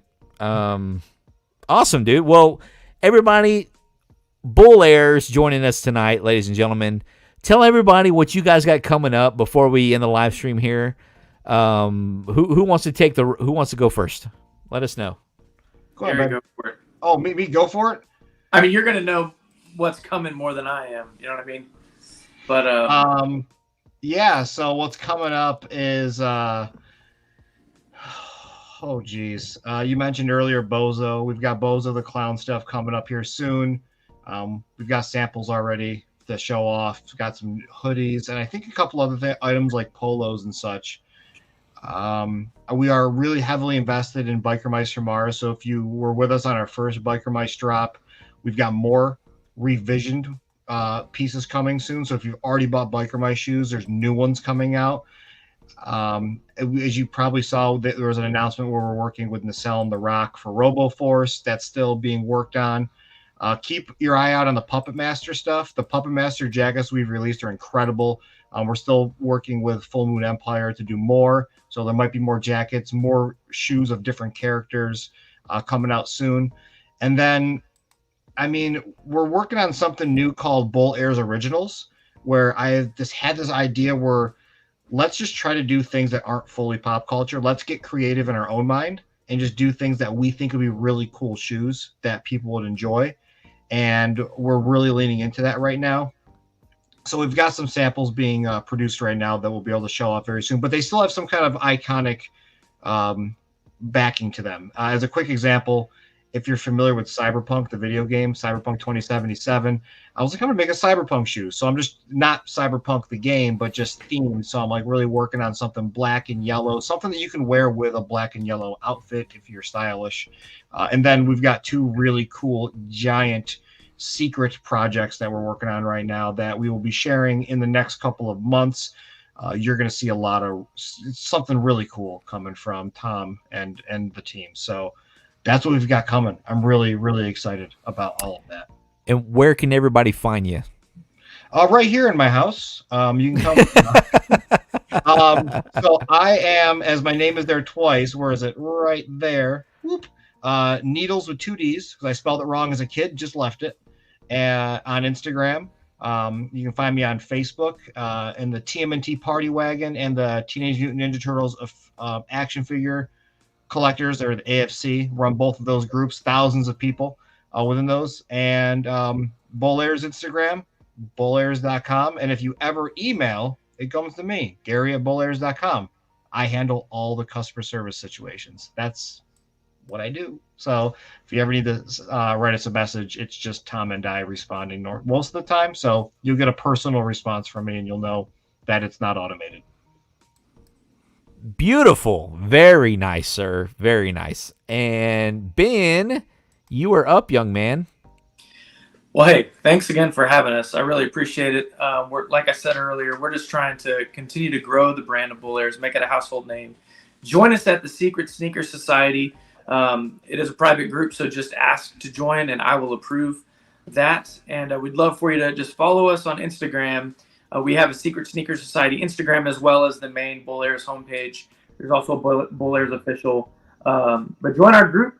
Once again, it's a community of people that love to talk about all the stuff we've been talking about tonight, and just a group of people that support one another, and obviously all things Bull Airs. So join us. If you want to check out my band Sound of Light, if you're into rock music, we're on all streaming platforms. You can check that out too. But happy to be a part of the Bull Airs family, and we're really stoked that you were having us on the show tonight. And thanks so much, Tom. We really appreciate you, man. You bet, man. I appreciate you guys coming on tonight. This was a lot of fun. Did you guys have a good time? That was great. I love doing this stuff. I'm the shyest person ever, but I love when I can do this stuff. I can come out of my shell a little bit. Yeah, for sure. I've seen you go live a few times on the Instagram, dude. You're doing great. You're doing great stuff, man. So keep it up. Like I said, bullairs.com, ladies and gentlemen. Bull Airs on Instagram. Go check out Needles. He's got some amazing photography over on his Instagram. That's NEEDDLES. And then Ben, he's got a lot of stuff on his stuff as well. He's the Secret Shoe Society. SSS. He's the SSS crew over there. But he's also in a band. What was the name of your band again? Sound of Light. Sound of Light. Love it, man. Very cool. And I guess that's it, guys. Well, you guys are welcome back anytime. So I'll hit you guys up. Please shoot me a DM and let me know what links you want me to add to the description to this chat. This will be available on my YouTube, The Real Life Perspective Show, at The Real Life Perspective Show. And this will be available. You guys can share that link. I'll make sure I'll send you guys the link as well. I'll DM it to you guys, and you guys can share it to whoever you want. Do all that fun stuff. I'm sure you'll see me blasting you guys, tagging you guys all over Instagram and all that fun stuff. But thanks a lot for coming on. I had a really great time as well. And Real Life Crew, thanks for coming out and for sticking out and for having such a fun time with us with the Bull Airs crew.